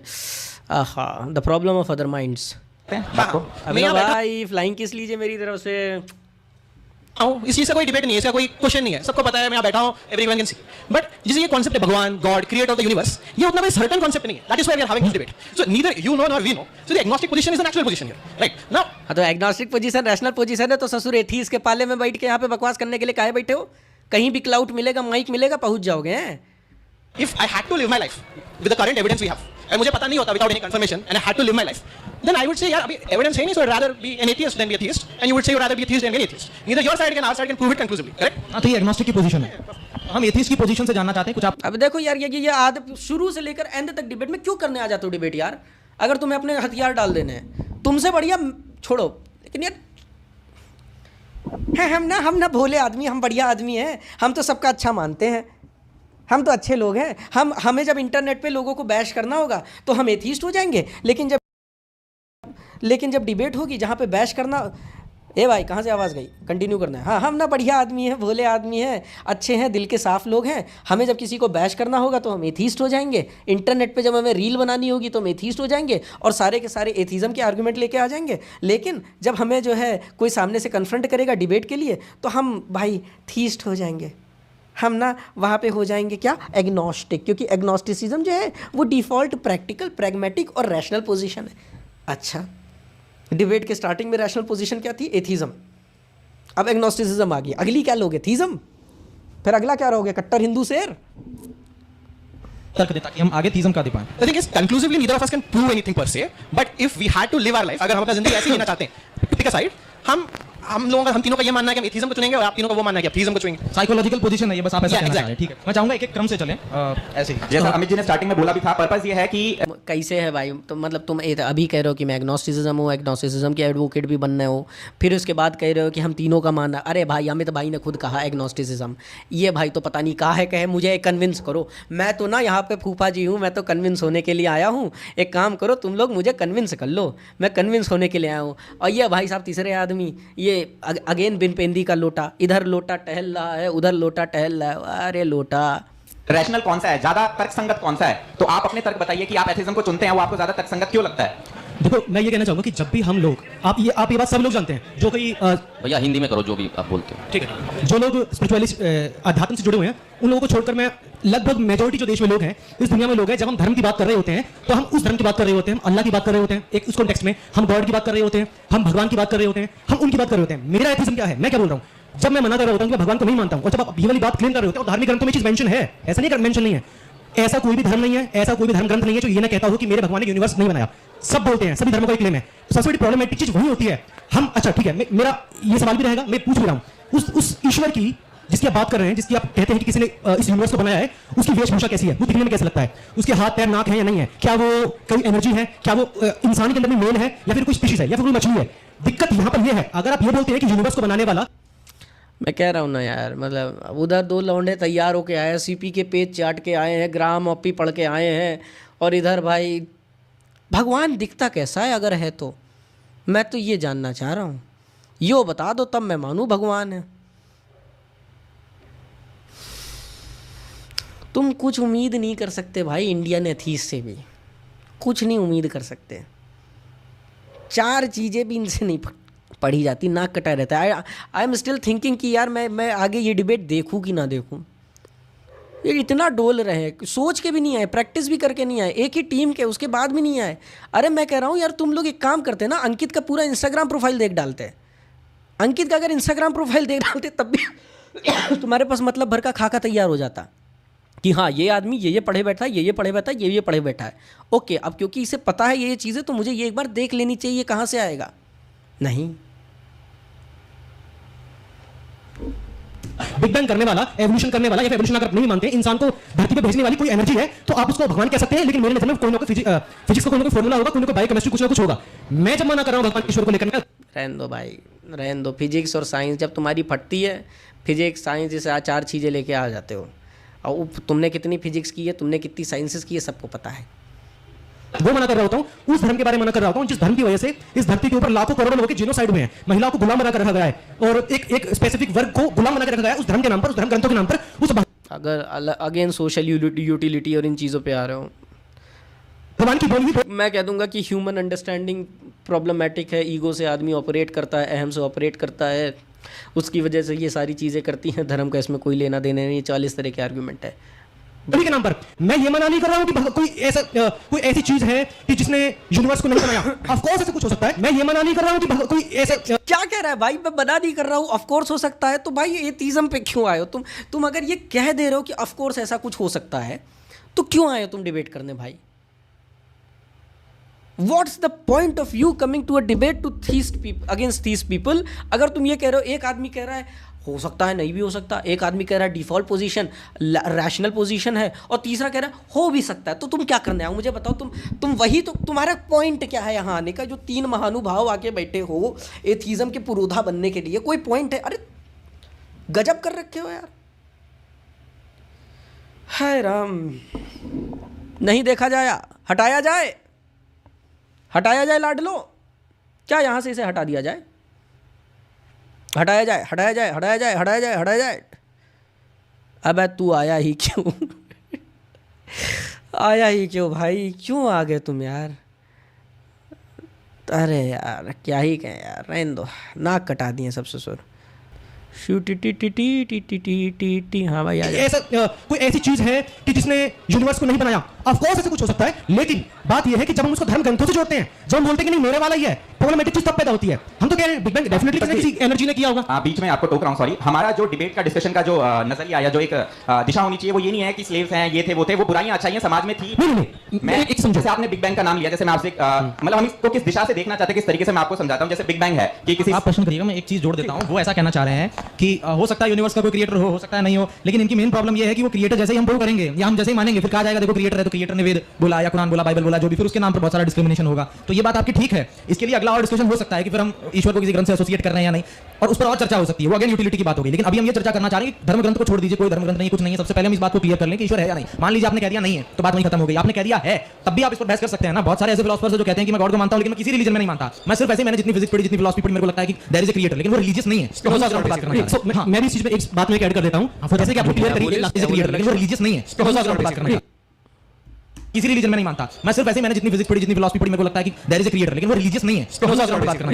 स्पिनोजा की बात। मैं भी इस चीज में एक बात में ऐड कर देता हूं, जैसे कि आपने क्लियर करी, एक मिनट के लिए, जैसे आपने अभी अपनी एक बात ऐड करी है कि हम धर्म ग्रंथों के ऊपर इस जो प्रैक्टिस में धर्म है उसकी बात कर रहे हैं, तो आप भी उसी साइड नहीं है। तो फिर मैं ये कहना चाह रहा हूं, जब हम ईश्वर के अस्तित्व को प्रूव करने की बात कर रहे होंगे, तो we can't invoke religious text.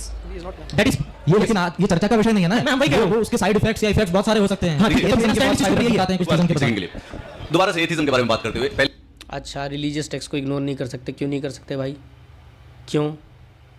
एक क्लैरिफिकेशन कि भगवान को मैं मानना सोशल और साइकोलॉजिकल हेल्प करता है। मेरी मां राम में मानती है, वो उसको शांति देती है। वैसे इस प्रकार के भगवान में हम सब मानते हैं, ये मानना कोई बुरी बात नहीं है। बट उसके बाद अगर हम जीवन में ह्यूमन बींग्स, इंसान, हम सबके सब यहाँ पे बैठे हैं, अगर हमारे इस पूरे के पूरे जीवन का कोई पर्पस या कोई मीनिंग है, तो बहुत ज्यादा जरूरी है कि भगवान नहीं होना चाहिए। तो गॉड मैं तो एग्जिस्टेंशियल फिलोसफी पढ़ के आ रहा हूँ, मैंने तो सार्त्र पढ़ लिया है, मैं तो सार्त्र पढ़ के आ रहा हूँ, इसलिए मैं कहूँगा कि गॉड नहीं होना चाहिए। हाँ, क्यूट, वेरी क्यूट।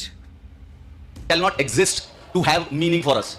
अगर भगवान है तो वो ओमनीशिएंट होगा, अर्थात वो शक्तिशाली होगा, अर्थात उसको सब कुछ पता होगा आगे क्या क्या होने वाला है।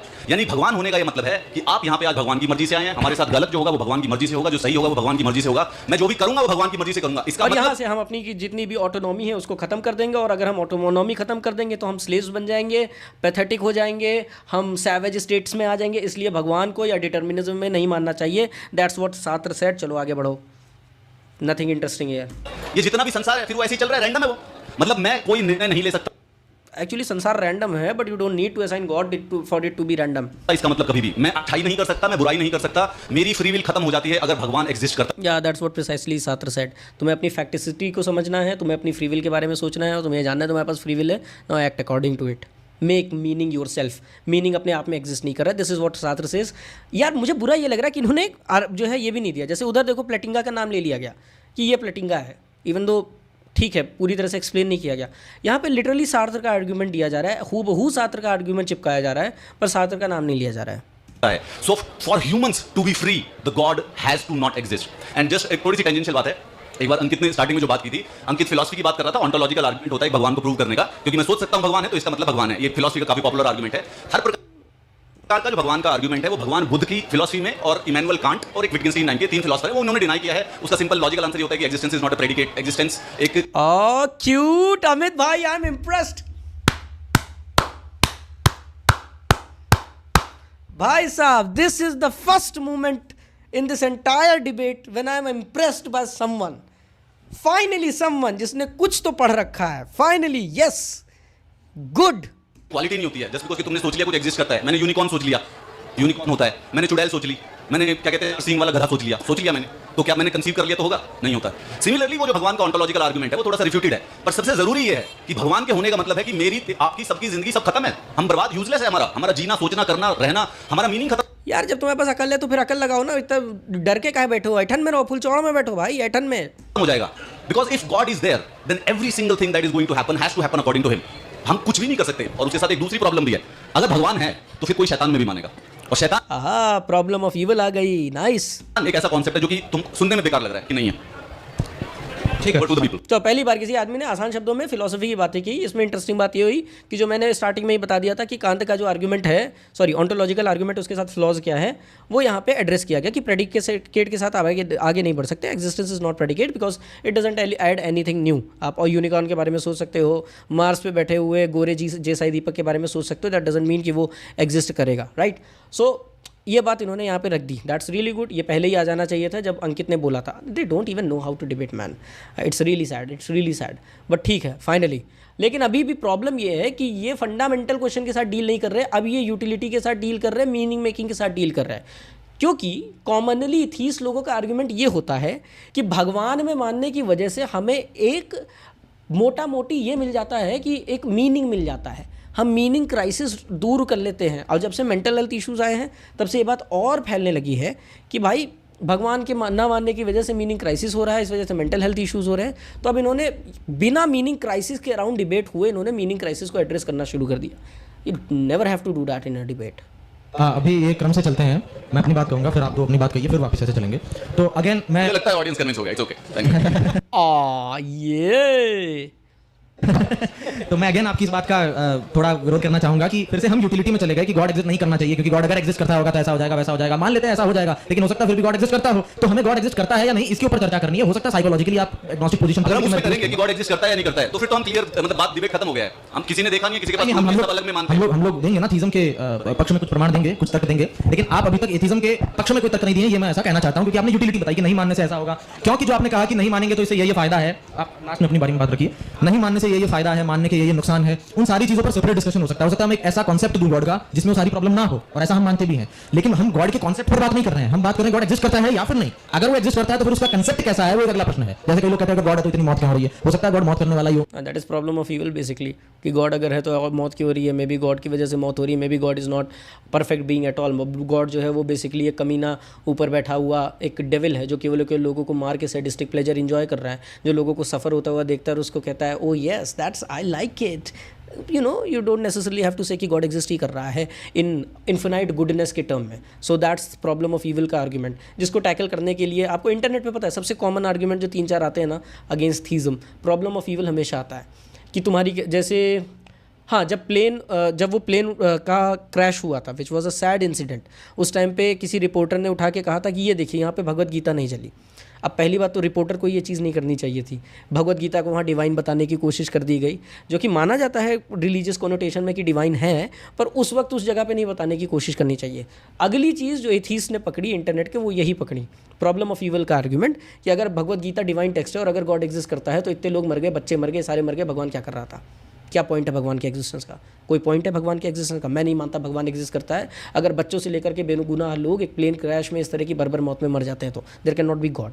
सो ये जो सफरिंग का पूरा केस आ जाता है यहाँ पे, वो सबसे आसान और सबसे ज़्यादा मासेस में फैला हुआ केस है अबाउट गॉड। मारने वाला ही हो, है ना? या हो सकता है मारना जो है वो आपको लग रहा है कि वो एक क्रूरता है, लेकिन मैं उसको दया साबित कर दूं, जो भी है वो बाद की बात है। पहले हमको फिलोसॉफी के लिए चर्चा करनी है कि गॉड एग्जिस्ट कर सकता है या नहीं। जब हम इस बात पर चर्चा कर लेंगे तब ये प्रश्न आता है कि हम गॉड का कौन सा कंसेप्ट मान रहे हैं, वो पॉसिबल है या नहीं, और पॉसिबल होने के बाद भी यूजफुल है या नहीं। हो सकता है वो यूजलेस हो सकता है वो यूजफुल हो, लेकिन पहले ये बात तो करें कि वो एग्जिस्ट करता है या नहीं। तो अब मैं अपनी साइड से प्रमाण रखूंगा, फिर आप लोग रखिए, फिर आप लोग काउंटर करिए, अपने प्रमाण रखिए। इतनी देर से अभी तक डिबेट शेप ही नहीं हो पाई है कि क्या क्या आर्गुमेंट रखने हैं।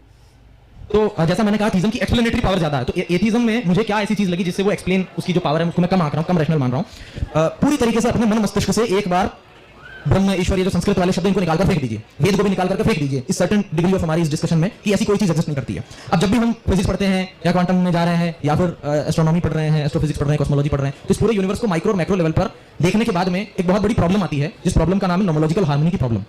नोमोलॉजिकल यही हाँ भाई, हार्मनी की प्रॉब्लम का मतलब है, नोमोलॉजी मतलब लॉज को स्टडी करने के साइंस को हम नोमोलॉजी बोलते हैं, और हार्मनी मतलब जिसको फाइन ट्यूनिंग कहते हैं जनरली कि सब कुछ हार्मनी में है। Okay let me show you something. या छोड़ो, मैं अपने व्हाट्सएप चैट्स क्या ही दिखाऊं रहने देते हैं। प्रश्न यहाँ पर ये होता है, जैसे आपने सुना है कि इलेक्ट्रॉन जो एक एटम है तो उसमें ज्यादा इलेक्ट्रॉन है दूसरे एटम को शेयर कर देगा, तो मैंने ऐसे किसी से पूछा कि वो क्यों शेयर कर देता है, तो उदाहरण देने लगा कि देख तेरे पास 4 चॉकलेट है, छोटे भाई के पास में 2 चॉकलेट है, तो उसको दे देगा। मैंने कहा मैं चेतन हूँ, मैं दे रहा हूँ, मुझे पता है, मेरे अंदर संकल्प है, इच्छा है, प्रयत्न है, लेकिन पार्टिकल ऐसा क्यों कर रहा है। तो उसको जब हम पूरा डिस्कशन करेंगे ना एंड तक, मैं एक एग्जांपल दे रहा हूँ, जब हम एंड तक इसको डिस्कशन करेंगे तो एंड में जाकर ये पॉइंट आएगा कि यूनिवर्स अपने आप को सस्टेन करना चाहता है, फिर से यूटिलिटी आ जाएगी, उसका एक मेटाफिजिकल कॉज है कि वो अपने आप को सस्टेन करना चाहता है, वो लोएस्ट एनर्जी पॉइंट, और दुनिया भर की ऐसी बातें आ जाएंगी। प्रश्न यहाँ पर ये है कि जो भी होना चाहता है या जो कुछ भी होना चाहिए जैसा हो रहा है, जो कि उसकी इनहेरेंट प्रॉपर्टी है जिसको हम एक्सियम कहते हैं, हमारा आर्गुमेंट ये है कि उस एक्सियम को सस्टेन करने के लिए सब कुछ जड़ नहीं हो सकता, इनर्ट नहीं हो सकता। अगर सब कुछ जड़ है, इनर्ट है, कुछ भी कॉन्शियसनेस जैसी चीज नहीं है, तो यूनिवर्स में कोई सस्टेनेबिलिटी, क्योंकि जो सस्टेनेबिलिटी है कि सस्टेन उसको करना है, इस चीज के लिए इंफॉर्मेशन चाहिए, जिसको हम लोग बाद में गॉड कहते हैं, लेकिन उसको फिजिसिस्ट रोजर पेनरोज वगैरह उसको इंफॉर्मेशन पर ले जाकर के पटक देंगे कि उसके पास एक इंफॉर्मेशन है कि उसको ऐसा करना है, और वो इंफॉर्मेशन ऐसी भी नहीं है जैसा कई फिलोसफर। भाई अब यार इतना प्रिपेयर्ड कोई आदमी आया है और तुमने फाइन ट्यून के अराउंड अगर लिटरेचर नहीं पढ़ा तुम परेशान हो जाओगे। लेट्स डू फाइन ट्यून के अराउंड लिटरेचर, बिकॉज तुम लोग यहाँ बैठे हुए हो इसलिए ज़रूरी हो जाता है कि फाइन ट्यून के ऊपर हम थोड़ा सा लिटरेचर पढ़ लें। क्या मैंने ट्विटर पे सेव किया था फाइन ट्यून के आसपास का literature? Let me see, there was a good article by Philip Goff if I remember correctly, वो मैंने शेयर भी किया था। रुको यार, मेरी स्क्रीन दिख रही है तो ठीक है, देख लो, no issue.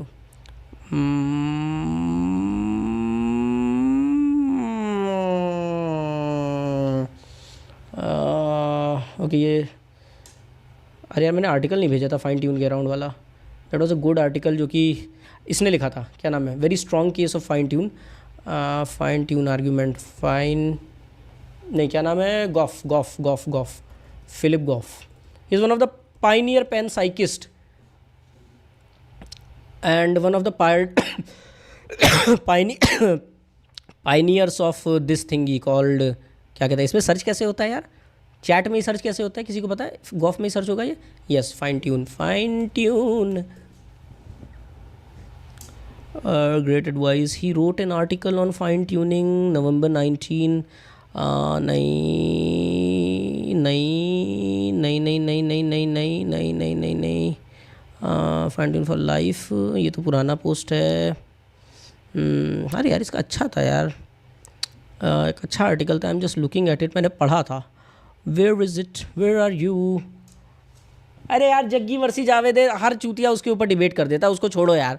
Jaggi versus Javed, किसी को कुछ नहीं मिलता है तो वो डिबेट लेके आ जाता है अपने उसमें, क्या कहते हैं, रील पे लाके लगा देता है, आए दिन वो रील वायरल हुआ करती है।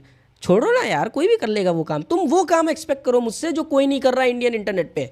समझे बाबू, समझे कि नहीं? प्लीज़ अपनी मीडियोक्रिटी को मेरे ऊपर मत थोपो, that is a completely different domain. ये क्या है? Advaita Vedanta versus Christianity 42 minute. Okay, this seems good, interesting. वैसे क्रिश्चियनिटी का रीअप्रोप्रिएशन भी इस समय वेदांत के लाइंस पे हो रहा है, that is something which is happening very fast, very fast. मैं कब मिला था यार? अंकित गुप्ता असीर भैया कब आए थे? उसी दिन मैंने यह पेपर पढ़ा था, वो आर्टिकल पढ़ा था। इसने साले ने डिलीट ना कर दिया हो। 15 नवंबर नहीं, 9 नवंबर को तो उनका वो था, 8 या 9 नवंबर को उनका वो था, तो उससे पहले ही मैंने पढ़ा है फाइन ट्यून पे जो इसका पेपर है। सारे भाग गए। वेयर आर यू नहीं मिल रहा। Can you feelings? अरे हटाओ, सबस्टैक पे भी लिख रहा है साला, लिखे ही पढ़ा है, बकवास किए पढ़ा है। अब तो प्रोपेगेंडिस्ट हो चुका है, पर ठीक है। एक तो जैसे एलेक्स कॉर्नर है, उसने अच्छा खासा अपना, ये डेविड चामर्स का देखो, best friend,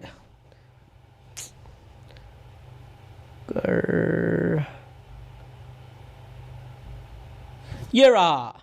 we have finally found fine tune के ऊपर दिस फिलोसफी नाउ का आर्टिकल है। I wanted to put this article क्योंकि इसमें थोड़ा सा हिस्टोरिकल पर्सपेक्टिव है, और that is why this is interesting. So Philip Goff ने ये आर्टिकल लिखा था फाइन ट्यून के ऊपर। बीते कुछ टाइम से Philip Goff has kind of been targeted by science की कम्युनिटी एज वेल, कि फिलिप गॉफ की अंडरस्टैंडिंग फाइन ट्यून की उतनी अच्छी नहीं है। फाइन ट्यून आर्ग्यूमेंट बेसिकली क्या है? तुमने शेल्डन की वो क्लिप देखी, यंग शेल्डन की वो क्लिप, जहाँ पे शेल्डन कहता है कि अगर हम यूनिवर्स को देखेंगे, सर आज विमो का वीडियो देखो on language debate, how you only cherry pick the common right wingers argument not actual argument. अरे ठीक है यार, करने दो, कॉमन राइट विंगर भी इंटरनेट पे भरे पड़े हैं। सुनो बात को, फाइन ट्यून आर्ग्यूमेंट का मामला ऐसा है कि आपने जब वो वीडियो देखा होगा तो उसमें कहता है कि यूनिवर्स को आप थिंक करना शुरू करोगे तो बेसिक कांस्टेंट से लेकर के हायर ऑर्डर लॉज तक ये सारे के सारे इस तरह से ऑपरेट कर रहे हैं एज इफ इट फील्स, अगर 10% की भी इनमें ऊपर नीचे मामला हो जाता, 10% का भी ऊपर नीचे, तो यूनिवर्स वुड हैव कोलैप्स्ड। 5% का भी हो जाता, universe would have collapsed. So it feels that universe has been meticulously designed to operate in the way it has been operating. तो पहले तो डिजाइन आर्ग्यूमेंट होता था, argument coming from design, then it became fine tuned after arrival of sciences, right? So this is our argument. Human beings often get struck in binary thoughts. क्या आप soul में मानते हैं? क्या दिमाग और ब्रेन, दिमाग में ही ब्रेन, मन जो है माइंड वो ब्रेन में ही है, या हमारे पास फ्री विल है, या डिटर्मिनिज्म है?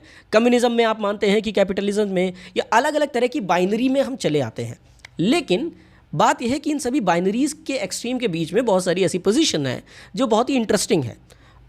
गॉफ कहते हैं कि मेरा जो कैरियर था फिलोसोफर के रूप में, मैंने उसमें मिडिल ग्राउंड ढूंढे हैं, पर्टिकुलरली माइंड की टेरिटरी में, because he is working in philosophy of mind, and इसने डिफेंड किया है पैनसाइकिज्म को। ऑल्दो आई थिंक कि पैनसाइकिज्म को डिफेंड करना बेवकूफ़ी है, क्योंकि उसकी फॉल्सिफाइबिलिटी की फीजिबिलिटी उतनी हैवी नहीं है। बट देन अगेन, तो इन्होंने अपनी किताब why the purpose of universe 2023 में एक्सप्लोर किया था। We can cover this book, इसका नाम कोई लिख के रख लो, we can cover this book as well in our lives.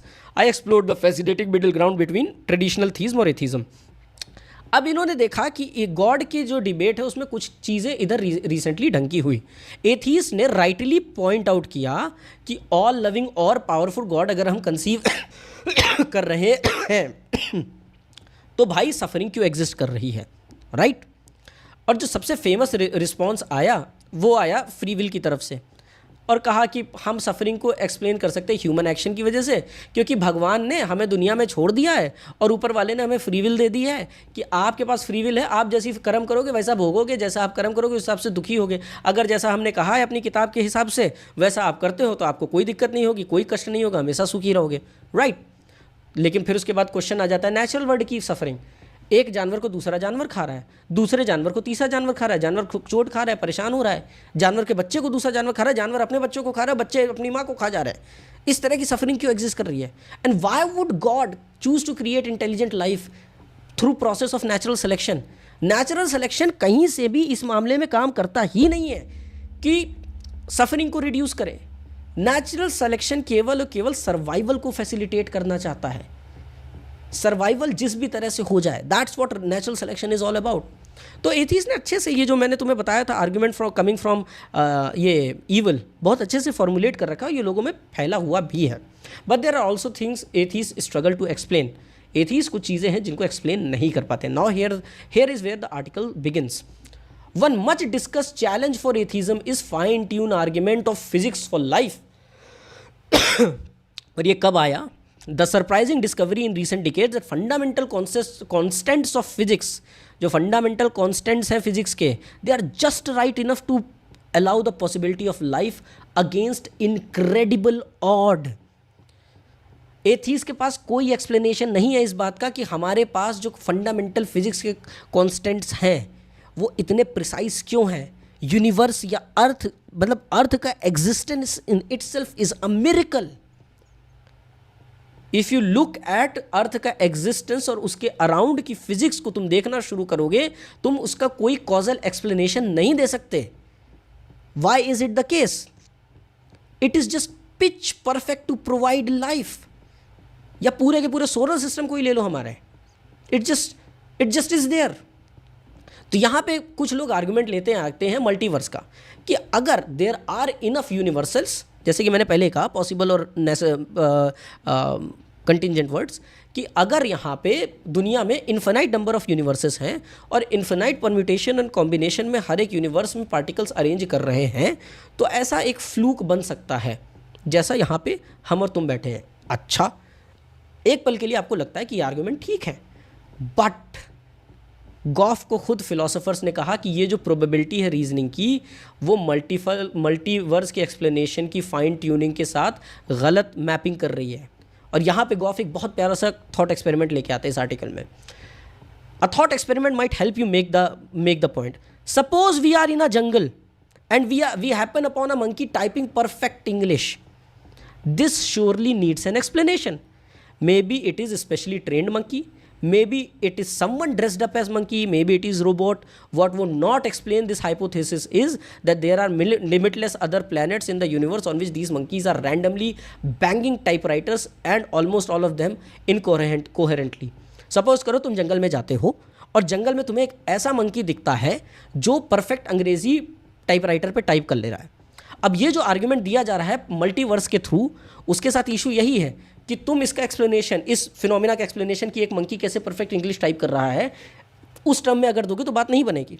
क्योंकि अगर तुम्हारे सामने एक ऐसा मंकी आ रहा है जो कि एक परफेक्ट अंग्रेजी लिख सकता है टाइपराइटर पे, तो तुम 3-4 चीज़ें तो सोचोगे। मे बी इस मंकी को ट्रेन किया गया हो, मे बी ये मंकी इंटेलिजेंट हो, मे बी ये मंकी जेनेटिकली सुपीरियर हो, या मे बी ये आदमी बैठा हो, रोबोट बैठा हो, कुछ भी बैठा हो, but it is not an ordinary monkey. Ordinary situation में जो मंकी होता है ये चीज़ वो नहीं है।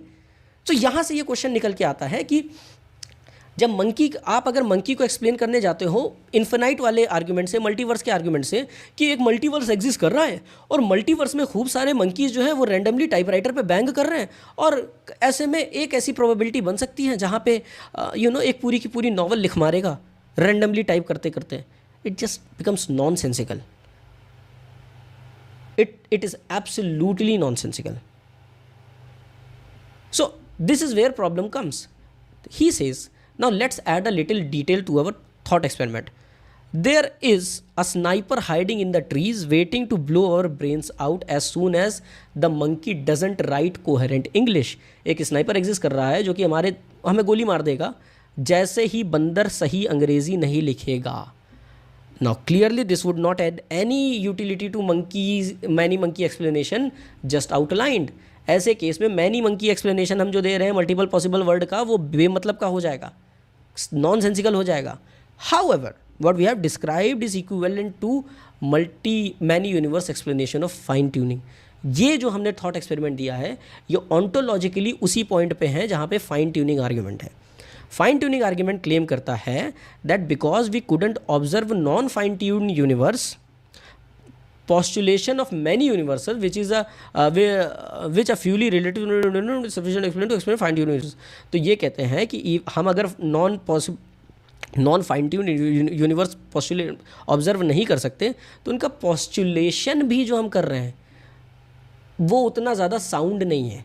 लेकिन जब आप ये जो दूसरा आर्ग्यूमेंट लेके आते हैं ना मंकी वाला, यहाँ से एक चीज़ समझ में आती है। I equally couldn't have observed a monkey typing anything other than coherent English. Yet still the postulation of many other monkeys does not help explain my observation of a monkey typing English. तो basically तुम्हारे सामने एक monkey है और अगर monkey अगर तुम्हारे सामने एक मंकी है और मंकी अगर अंग्रेज़ी टाइप नहीं कर रहा है ढंग की, तो तुम एक स्नाइपर बैठा है जो तुम्हें गोली मार देगा। तो तुमने एक ऐसा वर्ड कभी भी देखा ही नहीं जब तक तुम जिंदा हो जहाँ पे मंकी सही अंग्रेज़ी टाइप नहीं करेगा। तो मंकी केवल और केवल सही अंग्रेज़ी ही टाइप करेगा जब तक तुम जिंदा हो। जैसे ही तुम गलत अंग्रेज़ी टाइप करोगे तुम मर जाओगे, मंकी और तुम्हारा ऑब्जर्वेशन बंद हो जाएगा। तो एक तरह की फाइन ट्यूनिंग यहाँ पे तुम ऑब्जर्व कर रहे हो। मल्टीवर्स का जो आर्ग्यूमेंट आता है उसके साथ इशू यही है कि तुमने कभी भी ऑब्जर्व किया ही नहीं है कि नॉन फाइन ट्यून यूनिवर्स क्या है। All you have observed is a fine tune universe, right. लेकिन I equally couldn't have observed monkey typing anything other than coherent English.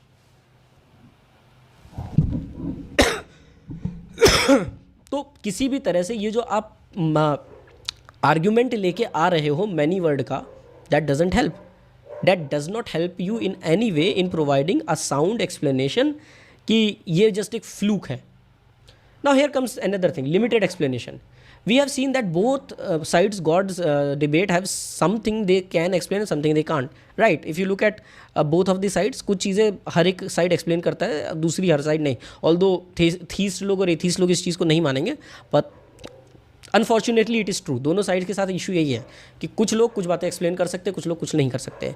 So there is a hypothesis that can plug the gap in both side. It is a god of limited power. अब ये नए तरह के conception of God ये लेके आ रहे हैं, बोले तो अपने भाई साहब, और इसके बारे में ये लिमिटेड पावर ऑफ गॉड का जो कॉन्सेप्शन है अपनी किताब में डिस्कस करते हुए ये बेसिकली पोस्ट इनके प्रचार प्रसार के लिए ही था. खैर, हम यहाँ पे किस लिए आए थे? हम यहाँ पे तुम्हें फाइन ट्यून आर्ग्यूमेंट समझाने के लिए आए थे कि यूनिवर्स जो है वो इतनी मेटिकुलसली एक्चुअली डिज़ाइंड है कि वो लाइफ को सस्टेन करा पा रहा है. आप ये कह दोगे ये फ्लूक से हो गया, पर अगेन प्रॉब्लम क्रिएट हो जाएगी. आप ये कह दोगे कि अगर ऑमनीपोटेंट गॉड है तो वो कैसा भी, उसको फाइन ट्यून की ज़रूरत ही नहीं है, देन अगेन प्रॉब्लम क्रिएट हो जाएगी, क्योंकि कोई एक्सप्लेनेशन इससे नहीं मिल रहा है कि इस यूनिवर्स की फाइन ट्यूनिंग के पीछे एक्सप्लेनेशन क्या है. You need an explanation behind the fine tuning, क्योंकि 5% का भी एरर हो जाएगा जो तुम्हारे कॉन्स्टेंट्स है, चाहे वो ग्रेविटेशन का कॉन्स्टेंट हो, चाहे वो तुम्हारा चार्ज के कॉन्स्टेंट हो, जितने भी कॉन्स्टेंट है, 5% का ऊपर नीचे होने पे भी things would have gone berserk, चीज़ें कोलैप्स हो जाती. So there is no sensible explanation of fine tune argument की रेलेवेंस भी बीते 15 साल में बढ़ती चली गई है थीस्ट कम्युनिटी में, आफ्टर डेवलपमेंट ऑफ फिजिक्स और आफ्टर फिजिक्स को सीरियसली देखना शुरू किया गया. So it is one of the most strongest argument right now in camps of theist, जिसको थीस्ट को लेके चलना चाहिए. एंड फॉर्चुनेटली इनफ मुझे ये हंसी आती है कि यंग शेल्डन में इस आर्ग्यूमेंट को रखा गया. उस पर कहते हैं कि एक बार यूनिवर्स में गॉड, अरे यार, स्ट्रिंग थ्योरी एक मेटाफिजिकल पोस्टुलेशन है, उसके साथ अलग ही बवाल चल रहा है. गॉड ने यूनिवर्स को क्रिएट कर दिया, उसके बाद वो मर जाए, जैसा स्पिनोजा ने कहा, उसके बाद तो यूनिवर्स चलता जाएगा. लेकिन ये जो नॉमोलॉजिकल हार्मनी की प्रॉब्लम है, ये ऐसा कह रही है कि उस हार्मनी को बनाने के लिए या सस्टेनेबिलिटी वाले कॉज के लिए वहां पर वो इन्फॉर्मेशन हमेशा काम कर रही है. ऐसा नहीं कि एक बार स्टार्ट हो गई, एक बार अरेंजमेंट हो गई, वो अरेंजमेंट हमेशा वहीं पर है, और उस अरेंजमेंट को ही हम अलग अलग तरीके से कह रहे हैं कि ये लॉ है. एक्चुअल में यूनिवर्स में ऐसा कोई डिपार्टमेंट नहीं है, जैसे यहाँ पुलिस विभाग है या आर्मी डिपार्टमेंट है, वैसा कुछ नहीं है कि यहाँ पर एक ग्रेविटेशनल फोर्स है या फिर इलेक्ट्रोमैग्नेटिक फोर्स है. जो 4 फंडामेंटल फोर्सेज हैं या जो कुछ भी हम फिजिक्स में पढ़ते हैं वो सारी पेडागोजी है, सब कुछ शिक्षा शास्त्र है. हम समझाने के लिए कहते हैं कि ऐसा है, ऐसा है, ऐसा है. एक्चुअल में यूनिवर्स में एक ही चीज होगी या कुछ नहीं होगा, इसीलिए हम लोग यूनिफाइड थ्योरी बनाना चाहते हैं. यूनिफाइड थ्योरी का पूरा रीज़न यही है कि ऐसे मॉड्यूलैरिटी में यूनिवर्स नहीं एग्जिस्ट कर रहा है कि एक मॉड्यूल काम कर रहा है फिजिक्स के लिए, एक मॉड्यूल काम कर रहा है बायोलॉजी के लिए, एक मॉड्यूल काम कर रहा है इसके लिए, क्या कहते हैं. या I agree, pantheism is way more strong claim, but then again pantheism is also a subset of theism. Even if I have to argue with someone, I will go around with Spinoza's notion of God. That works way better. तो या I agree that जो classical तुम्हारा notion of God चल के आ रहा है, that is not very good notion.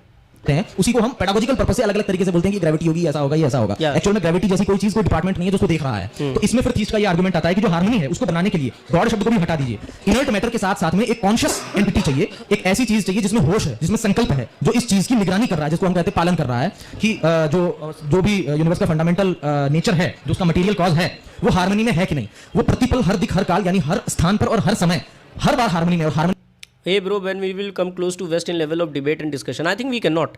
देखो यार, मैं तुम्हें एक चीज़ बताऊँ, हम खुद मीडियोक्रिटी के देश हैं. हमारे यहाँ इतने लोगों ने इतनी देर में इसी डिबेट में ये बात कर दी. मैं ट्राई कर रहा हूँ अपने एंड पे नए चीज़ें यहाँ पे प्रोवाइड करने की, और जो ऑलरेडी इस डिबेट में कमज़ोर कैंप है उसके साइड से बात रखने की, राइट. उसके बाद भी यहाँ पे जो लोग बैठे हुए हैं वो उस चीज़ को रिफाइन नहीं करना चाह रहे. What they are wanting is कि जावेद अख्तर और सदगुरु की डिबेट पे रिएक्ट कर दो, जो ऑलरेडी मासी है, पॉपुलर है, देख भी रखा होगा सबने, बट बिकॉज सब चाहते हैं कि जो उन्होंने देख रखा है मैं उनके जहन में जो बातें चल रही है उसको सामने रख दूँ. नहीं रखूँगा भाई. मैं यहाँ पे तुम्हें कुछ डिफरेंट बताना चाह रहा हूँ, क्योंकि यहाँ पे एटलीस्ट अंकित को मैं जानता हूँ, he is going into academics का domain, he is exploring it in more rigorous manner. Pantheism इसलिए वर्क करता है क्योंकि तुम्हारे पास फिर एक यूनिफाइड थ्योरी जैसा एक मेटाफिजिकल स्टैंस आ जाता है कि देयर इज़ वन गॉड और everything is just God. God ही गॉड है, उसके अलावा कुछ है ही नहीं. करता, भोगता, सहने वाला, रोने वाला, दुख वाला, सब गॉड ही गॉड है. There is just one substance, that is God. तो फिर तुम्हें ये समझ में आता है कि ये सिंगल वो तुम्हारे पास एक मेटाफिजिकल फ्रेम आ जाता है, तो उस सेंस में वो तुम्हारे लिए प्लॉजिबल हो जाता है. ऑफ कोर्स वो फॉल्सिफाइबल नहीं है, डिनाइबल नहीं है, but then again I think logically more plausible है. जॉर्डन पीटरसन की जो डिबेट हुई थी जहाँ पे उसने 2 कौड़ी का आर्गुमेंट दिया था, वहाँ पे अगर वो स्पिनोजा का नोशन ऑफ गॉड लेके जाता, उन 5-10 जो भी एथीस्ट उनके सामने बैठे हुए थे, he would have been much more stronger. लेकिन जॉर्डन पीटरसन के साथ दिक्कत ये, he is a devout Christian, and devout Christian usually don't align with Spinoza's understanding of God. तुम ये समझो, हिंदू होने का तुम्हारे पास पता है सबसे अच्छा फ़ायदा क्या है? तुम अपनी गॉड की अंडरस्टैंडिंग के साथ जितना चाहो खेल सकते हो, जितना चाहो फ्लेक्सिबल हो सकते हो.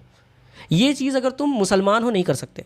तुम्हारी गॉड की अंडरस्टैंडिंग तुम ज़्यादा इधर उधर करोगे तो उससे कुछ होने वाला नहीं है, नहीं कर सकते। There is clear cut understanding of God, जो कि तुम्हारे पास किताब दी गई है, जो कि ऊपर से उसमें है। सिमिलरली केस क्रिश्चियनिज्म का है, सिमिलर केस इवन ज्यूज़ का है। सो वहाँ पे गॉड की अंडरस्टैंडिंग जो है वो क्लियर कट तुम्हारे सामने लेआउट हो रखी है। तुम्हारे पास हिंदू होने का प्रिविलेज ये है, and that is why Hindus हर जगह माथा टिका देते हैं। उनकी बहुत जल्दी फट जाती हैं, पीर बाबा से लेकर के दरगाह तक जाके जो है चादर चढ़ा के आ जाते हैं।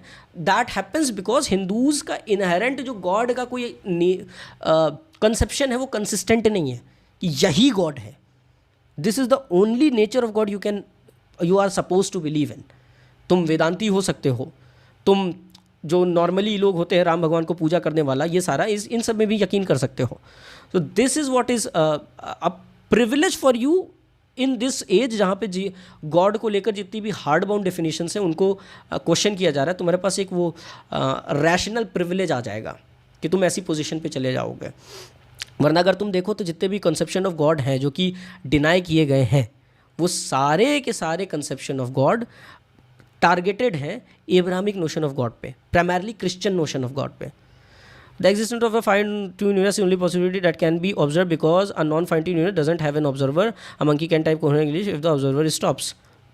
पॉइंट ये है कि तुम मैं भी कह रहा हूँ ना कि मेटाफिजिकल प्लॉसिबिलिटी उतनी ही है, पर ये मल्टी यूनिवर्स का जो आर्गुमेंट तुम लेके आ रही हो इस पर वर्क नहीं करता।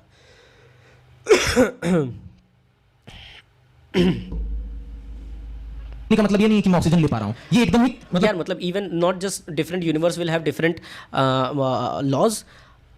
अगर तुम डेविड लुइस को पढ़ोगे, डेविड लुइस ने मोडालिटी के ऊपर अच्छा काम कर रखा है, वहाँ पे तुम पढ़ने जाओगे इवन क्वेश्चंस कि हमें ये भी नहीं पता nature of different type of existence क्या होगा। हम और तुम केवल एग्जिस्टेंस को एक ही टर्म में समझते, जिस टर्म में हम और तुम रह रहे हैं। इसके अलावा किसी और नेचर ऑफ एग्जिस्टेंस और उसको हम समझ नहीं पाते। स्पिनोजा और सूफी लिटरेचर का गॉड बहुत सिमिलर मालूम होते हैं। हाँ, मतलब इसीलिए तुम्हें दिखेगा कि सूफीज़म में मानने वाले स्पिनोजा को पसंद करते हैं। पर यार एक चीज़ मैंने देखी, मैंने बहुत पहले पिछले साल एक रील बनाई थी जहाँ पे मैंने वहदतुल वजूद के बारे में बात की थी, एंड फॉर सम रीज़न मुसलमानों जो हार्ड लाइन मुसलमान है वो इस चीज़ से भी ट्रिगर हो गए थे। So I have observe over time कि हार्ड लाइन मुसलमानों को वहदतुल वजूद और ये जो सूफीज़म का नोशन है इससे भी प्रॉब्लम है। दे फैंटेसाइज अबाउट सूफीज़म और सूफीज़म को एडमायर भी करते हैं, बट जो हार्ड बाउंड फ़िरकों से आने वाले लोग हैं उन्हें सूफीज़म से भी दिक्कतें हैं, वो सूफीज़म को भी क्रिटिसाइज़ करते हैं। तो अब यही है कि क्या ही कर सकते हो, that is how things are happening. Quantum world में इसलिए यूज कर रहा हूं समझाने के लिए, क्वांटम के अलावा और भी कोई वर्ड हो तो उसको ले लीजिए। एकदम क्वांटम लेवल पर, एकदम माइक्रो लेवल पर वो हार्मनी काम कर रही है, और वो हार्मनी की रिजल्ट ये नहीं है कि हम जी रहे हैं, हम सांस ले रहे हैं। कोई कहेगा मंगल पर तो नहीं है तो फिर मंगलेश्वर ने नहीं बनाया ना। अगर ये हार्मनी नहीं रहेगी तो रियलिटी ही नहीं रहेगी, यूनिवर्स सस्टेन नहीं करेगा, तो सब कुछ कोलैप्स हो जाएगा। तो इसको लेकर के थीस का जो हार्मनी कौस्तु पूछ रहा था कि ना, देखो हार्मनी का मामला ये है कि there are existing multiple forces, multiple laws जो साइमल्टेनियसली एग्जिस्ट कर रहे हैं और बहुत ही हार्मनी के साथ एग्जिस्ट कर रहे हैं।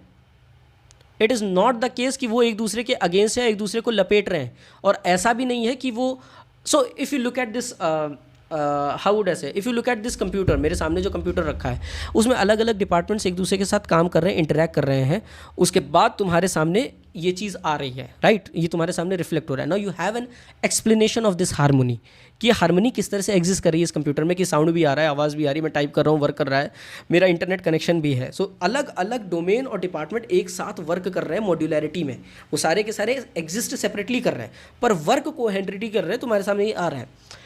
फिजिकल लॉज के मामले में हम इस चीज़ को इतनी ईजिली एक्सप्लेन नहीं कर पाते, हाउ इज़ दिस हैपनिंग, क्योंकि कोई भी फिजिकल लॉ आइसोलेशन में एग्जिस्ट नहीं कर रहा है कि ग्रेविटी का अपना डिपार्टमेंट है, या वेव्स का अपना डिपार्टमेंट है, या मटेरियल का अपना डिपार्टमेंट है, या पार्टिकल्स का अपना डिपार्टमेंट है, या क्वांटम का अपना डिपार्टमेंट है। So you have something like particle, then you have something like material, और ये सब कुछ एक मतलब they are completely contradictory to each other, but they are in a complete harmony. That is where fine tune का argument आता है कि you don't have an explanation for this harmony. और नॉट जस्ट दैट, इवन अगर तुम constants भी उठाओगे, gravity का constant हो या तुम्हारा कॉन्स्टेंट हो, let's say whatever constant you want to pick up, वो सारे के सारे जा नहीं रहे। चाय बनाओगे, आ जाओ बनाते हैं। आर्गुमेंट है जो एटलीस्ट मेरा आर्गुमेंट है, वो आर्गुमेंट ये है कि ये काम करने नहीं वर्क कर रहे हैं, हम परसीव नहीं कर रहे हैं, वो वर्क कर रहे हैं for existence of human life के लिए हमें इनर्ट मैटर के साथ साथ एक ऐसी चीज चाहिए जो अनइनर्ट है, या इंग्लिश में उसको जो भी कहना हो, अनइनर्ट होना ही कॉन्शियस होना है। मतलब कुछ ना कुछ ऐसा है जो बोध में है, जो संकल्प कर सकता है, जिसमें प्रयत्न है। मतलब अब पता है क्या है, फाइन ट्यून की इनिशियल अंडरस्टैंडिंग जब रेनेसा का पीरियड चल रहा था, I am loving this life. आज मैं पता नहीं क्यों इतना बढ़िया ज्ञान पेल रहा हूँ। मेरा ज्ञान का भी मामला ऐसा रहता है ना, कई बार मैं ऐसे कंफ्यूज हो जाता हूँ और मैं कई बार उतना मेरा दिमाग उतनी शार्पली काम नहीं कर रहा होता है। बट आज अचानक से मुझे दुनिया भर के रेफरेंसेस में इट्स लाइक मेरा दिमाग इस समय खुला हुआ है, पूरी की पूरी हिस्ट्री ऑफ फिजिक्स और फिलोसफी ऐसे पटापट आ रही है। सो हियर्स द थिंग, ये जो फाइन ट्यून आर्ग्यूमेंट है, इसकी इनिशियल अंडरस्टैंडिंग जब रेनेसा शुरू हुआ था during time of Galileo, during time of ये जितने भी उस टाइम के कोपरनिकस, ये चीज़ आई थी लोगों के सामने। And people use to actually think कि जिस तरह से एक घड़ी है, जिस तरह से एक घड़ी में डिफरेंट डायल है और बहुत सारे डायल एक साथ वर्क कर रहे हैं फॉर दैट घड़ी to tell you the time, उसी तरह से यूनिवर्स भी मैकेनिकली अरेंज्ड है। तो जिस तरह से तुम मैकेनिकली घड़ी के एक एक डायल को समझते हुए उस घड़ी के इनर वर्किंग को समझ सकते हो, सिमिलरली तुम यूनिवर्स को भी समझ सकते हो। तो फाइन ट्यूनिंग की लीनिएजेस यहाँ तक जा रही है राइट टिल रेनेसा के टाइम पे, पर वो फाइन ट्यून के सेंस में नहीं थी, वो mechanical nature of universe conceptualise करके रखे थे कि universe is all about mechanics और मैकेनिकली चीज़ें चल रही हैं। आई डोंट लाइक एलेक्स ओकॉर्नर, मुझे एलेक्स ओकॉर्नर से बहुत जलन होती है। भाई जस करन जो भी आप हो भाई, रुला दोगे यार आज आप, प्लीज़ ऐसे मत रुलाओ यार। सो मैकेनिकली सारी की सारी चीज़ें चल रही हैं, that is exactly the point जिसके साथ आप मटेरियलिज्म के साथ आगे बढ़ रहे थे। So that is how things are proceeding, that is how we were conceptualising. लेकिन फिर हमारे पास जैसे जैसे डिस्कवरी आगे बढ़ी, हमारे पास कॉन्स्टेंट्स आए, हमारे पास ग्रेविटेशन का कॉन्सेप्ट आया, हमारे पास हिंदी में समझने के लिए ज़हीन को सुनो, अरे I am way better than Alex O'Connor, Alex O'Connor is just quite famous and he had internet access way before me, that's it. I am dealing with more substantial debates in philosophy than Alex O'Connor, and plus मैं PhD का भी सरदर्द अपने ऊपर लेके चला हूँ, he is just too messy. I will get messy as well over time, but ठीक है। What I am trying to say is कि फाइन ट्यून आर्ग्यूमेंट हमारे पास तब आना शुरू हुआ जब हमें रियलाइज हुआ कि देयर एग्जिस्ट कॉन्स्टेंट्स, और ये जो कॉन्स्टेंट्स हैं, for instance mu, for instance तुम्हारा अरे 6.1 × -34 जो भी कांस्टेंट है, या ग्रेविटी का कांस्टेंट, ये जितने भी कांस्टेंट है, ये जिस तरह से भी हमारे सामने एग्जिस्ट कर रहे हैं या जिन फ्लक्चुएशंस के साथ एग्जिस्ट कर रहे हैं, ये अगर ना एग्जिस्ट कर रहे होते तो तुम्हारा लाइफ, तुम्हारा सस्टेनेबिलिटी ऑफ यूनिवर्स ही ना पॉसिबल होता। यार मैं तुम्हें शेल्डन की क्लिप दिखाता हूँ, तुम्हें समझ नहीं आ रहा है कॉस्ट्यूम में, जब तुम्हें कुछ भी समझाता तुम्हें नहीं समझ में आता है। पहले सुनो चुपचाप, जो बात कहना चाह रहा वो नहीं सुनोगे, बकैती करवा लो, सुनो अभी बैठ के। Young Sheldon fine tune,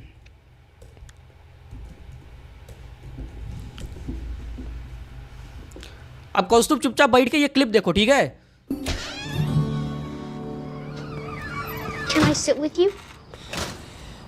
I think mommy needs to be alone right now. आता हूं मैं तब तक, Alright. पानी पी के। ये क्लिप देखो सारे।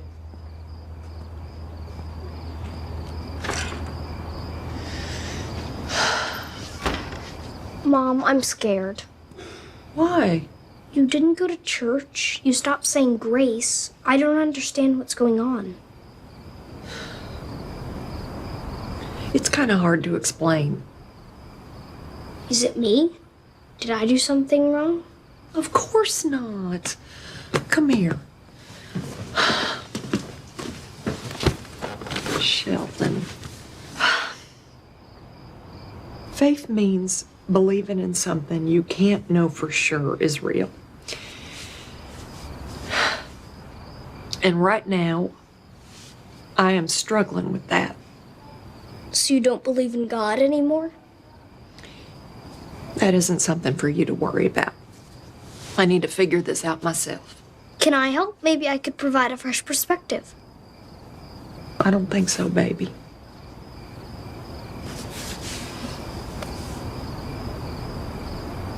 Did you know that if gravity were slightly more powerful, the universe would collapse into a ball? I did not. Also, if gravity were slightly less powerful, the universe would fly apart and there'd be no stars or planets. Where are you going with this, Sheldon? It's just that gravity is precisely as strong as it needs to be.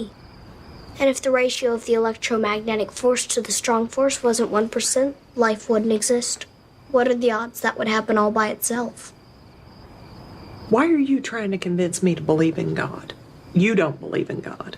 I don't, but the precision of the universe at least makes it logical to conclude there's a creator. Baby, I appreciate what you're trying to do. But logic is here. And my problem is here. हाँ भाई, चमका मैं क्या कहना चाह रहा था? This is what fine tune argument is. This is how it operates. गोरे गोरे लोग हैं इसलिए जहीन भाई, हाँ भाई मैं गोरे लोग देख के भाई टेंशन में आ जाता हूँ. मेरा बीपी लो हो जाता है गोरे लोग देख के.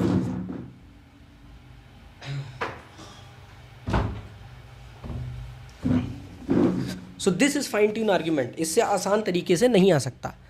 ठीक, इंफॉर्मेशन है, इंटेंशन है, क्योंकि इंफॉर्मेशन के लिए इंटेंशन चाहिए. ये but I don't philosophical argument बन रहा है. जो इंटेंशन चाहिए वो इंटेंशन इनर्ट मैटर की प्रॉपर्टी नहीं है. तो जिसके पास इंटेंशन है उसी को हम कह रहे हैं कि गॉड है. क्यों कह रहे हैं वो भी बता देते हैं. क्योंकि जो गॉड की डेफिनेशन है, इसको ध्यान से समझिएगा, क्योंकि क्लैपिंग करने से एक टीम डिमोटिवेट होती है, दूसरी टीम मोटिवेट होती है. क्लैपिंग करनी है, बहुत ही शांति से सुनिए. तो इसको जो हम थीस्ट कह रहे हैं, ये चीज को हम इसको थीस्ट कह क्यों रहे हैं? कोई कहेगा नहीं, इसको भी हम लोग फिजिकली एक्सप्लेन कर सकते हैं, फिजिकल पार्ट मान सकते हैं. क्योंकि मैंने जो कॉन्शियसनेस वाली बात कही या प्रयत्न वाली बात कही, ये फिजिकल नहीं है, ये मेटाफिजिकल है. ये साइंस का जो रिडक्शनिस्ट मटेरियलिस्टिक हाइपोथेसिस है, इससे बाहर जाता है. तो इसलिए हम कह रहे हैं कि जो थीज्म है उसके पास ज्यादा एक्सप्लेनेटरी पावर है, वो ज्यादा व्याख्या कर रहा है. वहीं एथिज्म है वो क्या कहता है? एक और मैं आर्गुमेंट देता हूं. आई डोंट थिंक कि यहाँ से तुम ये नेसेसरली प्रूव कर सकते हो कि थीज्म ज़्यादा एक्सप्लेनेशन दे रहा है. मैं कह रहा हूँ तुम ऑब्जर्वर अगर लेके भी चले आओगे, it's just giving an explanation. या कॉन्शियसनेस अगर तुम फंडामेंटल लेके भी चले आओगे तो it is just, I am just loud thinking right now as an atheist, it is just giving you an explanation of fine tune.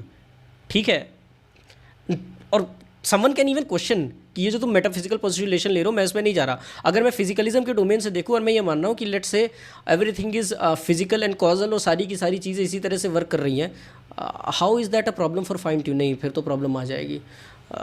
Okay, let me think.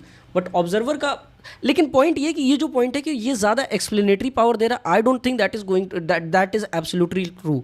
मतलब ये फंडामेंटल लेवल पे तुम्हें एक्सप्लेनेटरी पावर दे रहा है कि हाँ चलो तुम्हारे पास फाइन ट्यून का एक एक्सप्लेनेशन आ जा रहा है कि फंडामेंटल लेवल पे there is consciousness, right? There needs to be a consciousness और information. But overall I don't think in the grand scheme of things it is providing you much more explanatory power than this. और यदि किसी को आपत्ति नहीं, थोड़ा लंबा बोलना चाहूंगा क्योंकि हम यहाँ डिस्कशन करना चाह रहे हैं. जो एथिज्म है वो ये कहता है कि आज जो चीज तू बता रहा है, आपका बोल दिया, हमें थोड़ा सा एक इंटरवेंशन है. मैं चाहता नहीं था, ये मोहित मेरा छोटा भाई, मुझे बड़ा पसंद है, लेकिन ये गलत बात बोल रहा है तो इसलिए नहीं, आप अपनी बारे में गलत बात बोला है ये, तो बोलिएगा. हम गलत बात को पॉइंट आउट करना क्योंकि फिर लंबी चली जाएगी. मतलब हम एक पॉइंट को ही डिस्कस करना चाहिए मुझे लगता है. नहीं तो वो मोहित कह रहा है कि एथिज्म में ज्यादा एक्सप्लेनेटरी पावर है. वो ये बात बोल देता है बार-बार, वो कई बार 2 बार बोल चुका है. अरे खैर इंटरव्यू नहीं कर रहे. मैं बोल रहा हूँ कि वो ऑडियंस से हम बाद में इंटरेक्ट कर लेंगे प्लीज. सॉरी मैं कह रहा हूँ कि मोहित थोड़ा भाई बड़ा पसंद है मुझे, बट ये है कि वो बार-बार ये कह रहा है कि थीज्म है उसमें ज्यादा एक्सप्लेनेटरी पावर है, लेकिन इस बात का कोई रीजन ही नहीं है. आप में से किसी को नहीं पता. सिर्फ वो इंफॉर्मेशन जो कि एक्सप्लेन नहीं हो रही है साइंस से, उसको बोल रहे कि वो भगवान है. नहीं, मैं उसको एक्सप्लेन कर रहा हूं. मुझे बस 2 मिनट बोलने दीजिए, फिर आप अपना डिसएग्रीमेंट रखिए, मैं एक्सप्लेन कर दूं. बहुत ही उसमें सुंदर व्याख्या है, अगर कोई समझ पाए तो. जो मैंने कहा ना कि उसके लिए कुछ अनइनर्ट चाहिए, इसको ही मैं लॉजिकली प्रूव करना चाह रहा हूं. जो अनइनर्ट चीज है, यानी जो जड़ नहीं है, जो चेतन है, क्योंकि मैं ये कहना चाह रहा हूं कि वहां जो इंफॉर्मेशन है उसके लिए इंटेंट चाहिए. इंटेंट के लिए हमें कोई ऐसी चीज चाहिए जो कि अनइनर्ट है. उसको मैं थीज्म में क्यों ला रहा हूं? क्योंकि मैंने उसको कैसा भी, आप उसको ठीक माने गलत माने, और उस पर चर्चा हो सकती है, लंबी चर्चा हो सकती है, लेकिन मैंने उसको एक्सप्लेन किया. एथिज्म यहां ऐसा कहता है कि नहीं तुम गलत हो, कभी ना कभी हम फिजिकल मॉडल से ही इसको एक्सप्लेन कर देंगे. तो एथिज्म जो है वो फिलहाल आगे आप लोग अपनी बात रखिएगा. साइंस कहिए, एथिज्म कहिए, क्योंकि साइंस जो है वो यही मान रहे हैं कि साइंस खुद जो है वो इस मामले में एथिस्टिक ही है ना? भाई बड़े कमीने भाई ये लोग. यहाँ पे लिख के चलेंगे रियलिस्ट व्यू ऑफ साइंस. भाई उन लोगों ने कहा साइंस, इन्होंने कहा नहीं, साइंस भी नहीं, पूरा साइंस नहीं, कंस्ट्रक्टिव एम्पिरिसिज्म नहीं ये बात करता है, केवल रियलिज्म की बात करता है, एंटी रियलिस्ट इस बारे में बात नहीं करते. और मैं साइंस को अल्टीमेट नहीं मानता हूं, वो एक अलग डिस्कशन है, जो भी कह लीजिए आप. तो ये जो एक्सप्लेनेटरी पावर है, एथिज्म ऐसा कहेगा नहीं तुम गलत हो, आगे चल करके साइंस जो है वो फिजिकली ही एक्सप्लेन कर देगा इन फिनोमेनास को भी. तो फिलहाल ये जो चीज है ये उम्मीद पर टिकी हुई है. कैसा हो जाएगा मुझे बोलने दीजिए प्लीज. आप माइक नीचे कर लीजिए ताकि मैं अपनी पूरी बात रख पाऊं, फिर आप जबरदस्त खंडन करिएगा, कोई दिक्कत नहीं है. तो ये जो चीज है ये विश्वास पर टिकी हुई है कि आगे ऐसा हो जाएगा. हम जो कह रहे हैं विश्वास पर नहीं कह रहे हैं, हम अभी यहीं बैठे हम चाह रहे हैं कि इस बात को हम डिस्कस कर लें कि इस चीज के लिए हमको थीस्टिक एक्सप्लेनेशन चाहिए. तो यहां मेरी नजर से एथिज्म जो है वो अंधविश्वास में है, क्योंकि वो विश्वास कर रहा है कि ऐसा फिजिक्स आगे एक्सप्लेन कर देगा, और हम अभी एक्सप्लेन करने की कोशिश कर रहे हैं. इसलिए थीज्म जो है उसकी एक्सप्लेनेटरी पावर ज्यादा है, और एथिज्म की ना, इट्स नॉट एग्जैक्टली अंधविश्वास, it's just being hopeful, predictively plausible कि आने वाले टाइम में ऐसा हो सकता है. कम है, इस पॉइंट को आप लिख लीजिए, इसका आप काउंटर करिएगा। अंकित जी, मैं चाहता हूं उनका पॉइंट, आपने अच्छा पॉइंट रखा, उनको करने दीजिए। ये सेंटेंस गलत है कि एथिज्म अंधविश्वास कर रहा है। ये सेंटेंस गलत है, अगर आप मानेंगे तो एथिज्म अंधविश्वास कर रहा है। नहीं, मैं कहता हूं दोनों ही अंधविश्वास है कि बिना एविडेंस बिना प्रूफ के मान लिया। I would say both are अंधविश्वास. Both theism and atheism, agnosticism is the center point, right? इसको मारो यार, ये इसको ये क्या करने आया है यहाँ पे ये उल्लू। आई वुड से दैट बहुत तू एथीस्ट की तरफ ये घर का भेदी है यार, आदमी विभीषण है यार। इस आदमी ने जिनके कैंप में आया उनको ही कह रहा है कि आई वुड से कि तुम भी चूती है, मैं यहाँ पे इंटेलिजेंट हूँ। ससुर बैल बुद्धि। आज के लिए तो एथिज्म कर ले मेरे भाई, कल एग्नोस्टिसिज्म कर लेंगे भाई तन्मय का कमेंट देखो यार, क्या है तन्मय का कमेंट, एक second. Tanmay argument against fine tune, maybe a universe with different concept of physics would have given rise to a different type of universe, different kind of life forms. हाँ ठीक है, but that's not against it. और इसीलिए हम कहते थे कि modality की चीज़ लाना इसीलिए प्रॉब्लमैटिक हो जाता है, क्योंकि हमें दूसरा नोशन ऑफ एग्जिस्टेंस भी नहीं पता है। What could be another notion of existence? कुछ कह रहे थे मैं तुम्हें बता रहा हूँ, लक्ष्य केवल इसलिए आता है, अच्छा मुझे इतनी देर से ना क्लाउट नहीं मिला है, अब मैं क्लाउट लेने आ रहा हूँ, अब मुझे क्लाउट लेना ज़रूरी हो गया है। बाकी घर का उल्लू, हाँ भाई इस घर का उल्लू भाई।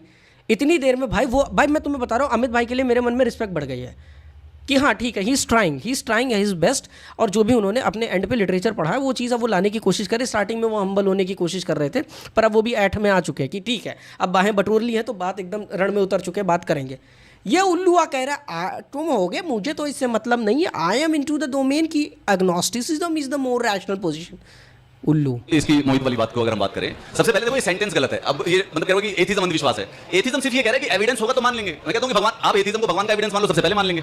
साइंस की जितनी भी इक्वेशन है हम उसको अंधविश्वास में नहीं मान रहे। सबसे इंपॉर्टेंट एक साइंस की इक्वेशन है E = mc²। कोई इसको चेंज कर दो, अगले दिन साइंस की सारी किताबें चेंज हो जाएंगी। आप मुझे कोई भी एक ऐसी चीज बता दो जो कि भगवान के कॉन्टेक्स्ट में अगर प्रूव या डिस्प्रूव हो जाए तो चेंज हो जाएगा ओपिनियन, ये बता दीजिए। यहाँ पर जो ओपिनियन है साइंस का, every single opinion can be change अगर इक्वेशन बदल जाए। तो न्यूटन की ग्रेविटी की थ्योरी थी, गलत काउंटर दे रहे हैं। This is where it shouldn't go, क्योंकि फिर आप जो है दूसरे डायरेक्शन में चल रहे हो, यूटिलिटी में जा रहे हो। You have to go into the core, जो मटमैली जगह है। अगर फंडामेंटल पे बात हो रही, गो इनटू फंडामेंटल का डायरेक्शन। अगर आप फंडामेंटल से थोड़ा सा साइड हो जाओगे ना, वो अगेन कह देगा कि ये यूटिलिटी की बात है, ये इधर की बात है, ये उधर की बात है, हम यहाँ पे फंडामेंटल उस पर बात कर रहे हैं। आपको वहाँ पे जाना चाहिए था। Maybe you could have read Penrose and you can say कि इन्फॉर्मेशन क्यों ज़्यादा प्लॉजिबल है then going into direction of consciousness. या अगर आप कॉन्शियसनेस के डोमेन में जा रहे हो, पैनसाइकिज्म के डोमेन में जा रहे हो, तो आप ना फॉल्सिफाइबिलिटी ला पाओगे, ना उसको साइंटिफिकली प्रूव कर पाओगे। वो कोरी कल्पना के साथ आप चल जाओगे, ये 4-6 चीज़ें बोल दोगे। So it is better to not go in that direction. ये 4-6 आर्गुमेंट आप लेके आ सकते हो। किताब खत्म, अब आइंस्टीन नहीं पढ़ते हैं उसके बीच आप साइंस को सुपीरियर रखने लग जाते हो, फिर उसके बाद गॉड पे। This is what you don't have to do as an atheist. जब आप एथीज्म आपने नहीं पढ़ा होता है, जब एथीज्म के अराउंड आपने लिटरेचर नहीं पढ़ा होता है, what you try to do is put science above God. Avoid that. उसकी वजह से फोन और जीपीएस चलता है। इनकी जो है वो 3000 साल से सेम है कि भगवान होता है। जब बारिश की एक्सप्लेनेशन नहीं है, भगवान कर रहा है। जब भूकंप की एक्सप्लेनेशन नहीं है, भगवान कर रहा है। अब उसकी एक्सप्लेनेशन हो गई तो भगवान नहीं कर रहा है बारिश, ठीक है। तो गॉड ऑफ गैप्स का आर्ग्यूमेंट अब ये यहाँ पे दे रहे हैं। जावेद साहब की इस पे नज्म भी है। कोई सामने वाली आने वाली जो चीज जिसको कह रहा है कि उम्मीद पे टिका हुआ है, उम्मीद पे नहीं टिका हुआ। इट्स जस्ट दैट कि हमारी लिमिटेशन है। टेलीस्कोप नहीं था हमारे पास तो यूरेनस और नेपच्यून नहीं दिखते थे। टेलीस्कोप आ गया तो हमने देख लिया, टेक्नोलॉजी आ गई तो हमने आगे वाली चीज देख ली। आगे समय आगे बढ़ेगा, टेक्नोलॉजी आ गई तो हमने फोन बना लिया। 100 साल के बाद और टेक्नोलॉजी आ जाएगी तो जिन चीजों की एक्सप्लेनेशन ढूंढ रहे हैं वो भी मिलेगी। ये अभी कह रहे हैं कि नहीं हमें पता है भगवान है, ये भगवान की वजह से ही और किस वजह से है। जब तक साइंस के पास और एथिज्म के पास इंफॉर्मेशन नहीं होती है तब तक वहां पर थीस्ट खड़ा रहता है। और जिस दिन हमारे पास इंफॉर्मेशन होती है उसी दिन से बेसिकली वो अगले वाले स्टेप पे यो टिपिकल जावेद अख्तर आर्गुमेंट, हा क्यूट चला जाता है। 3000 साल से लोग मान रहे हैं। डॉकिंस का आर्गुमेंट है। वैसे डॉकिंस का ये originally I guess God of gaps का आर्गुमेंट है। Who gave the argument of God of gaps?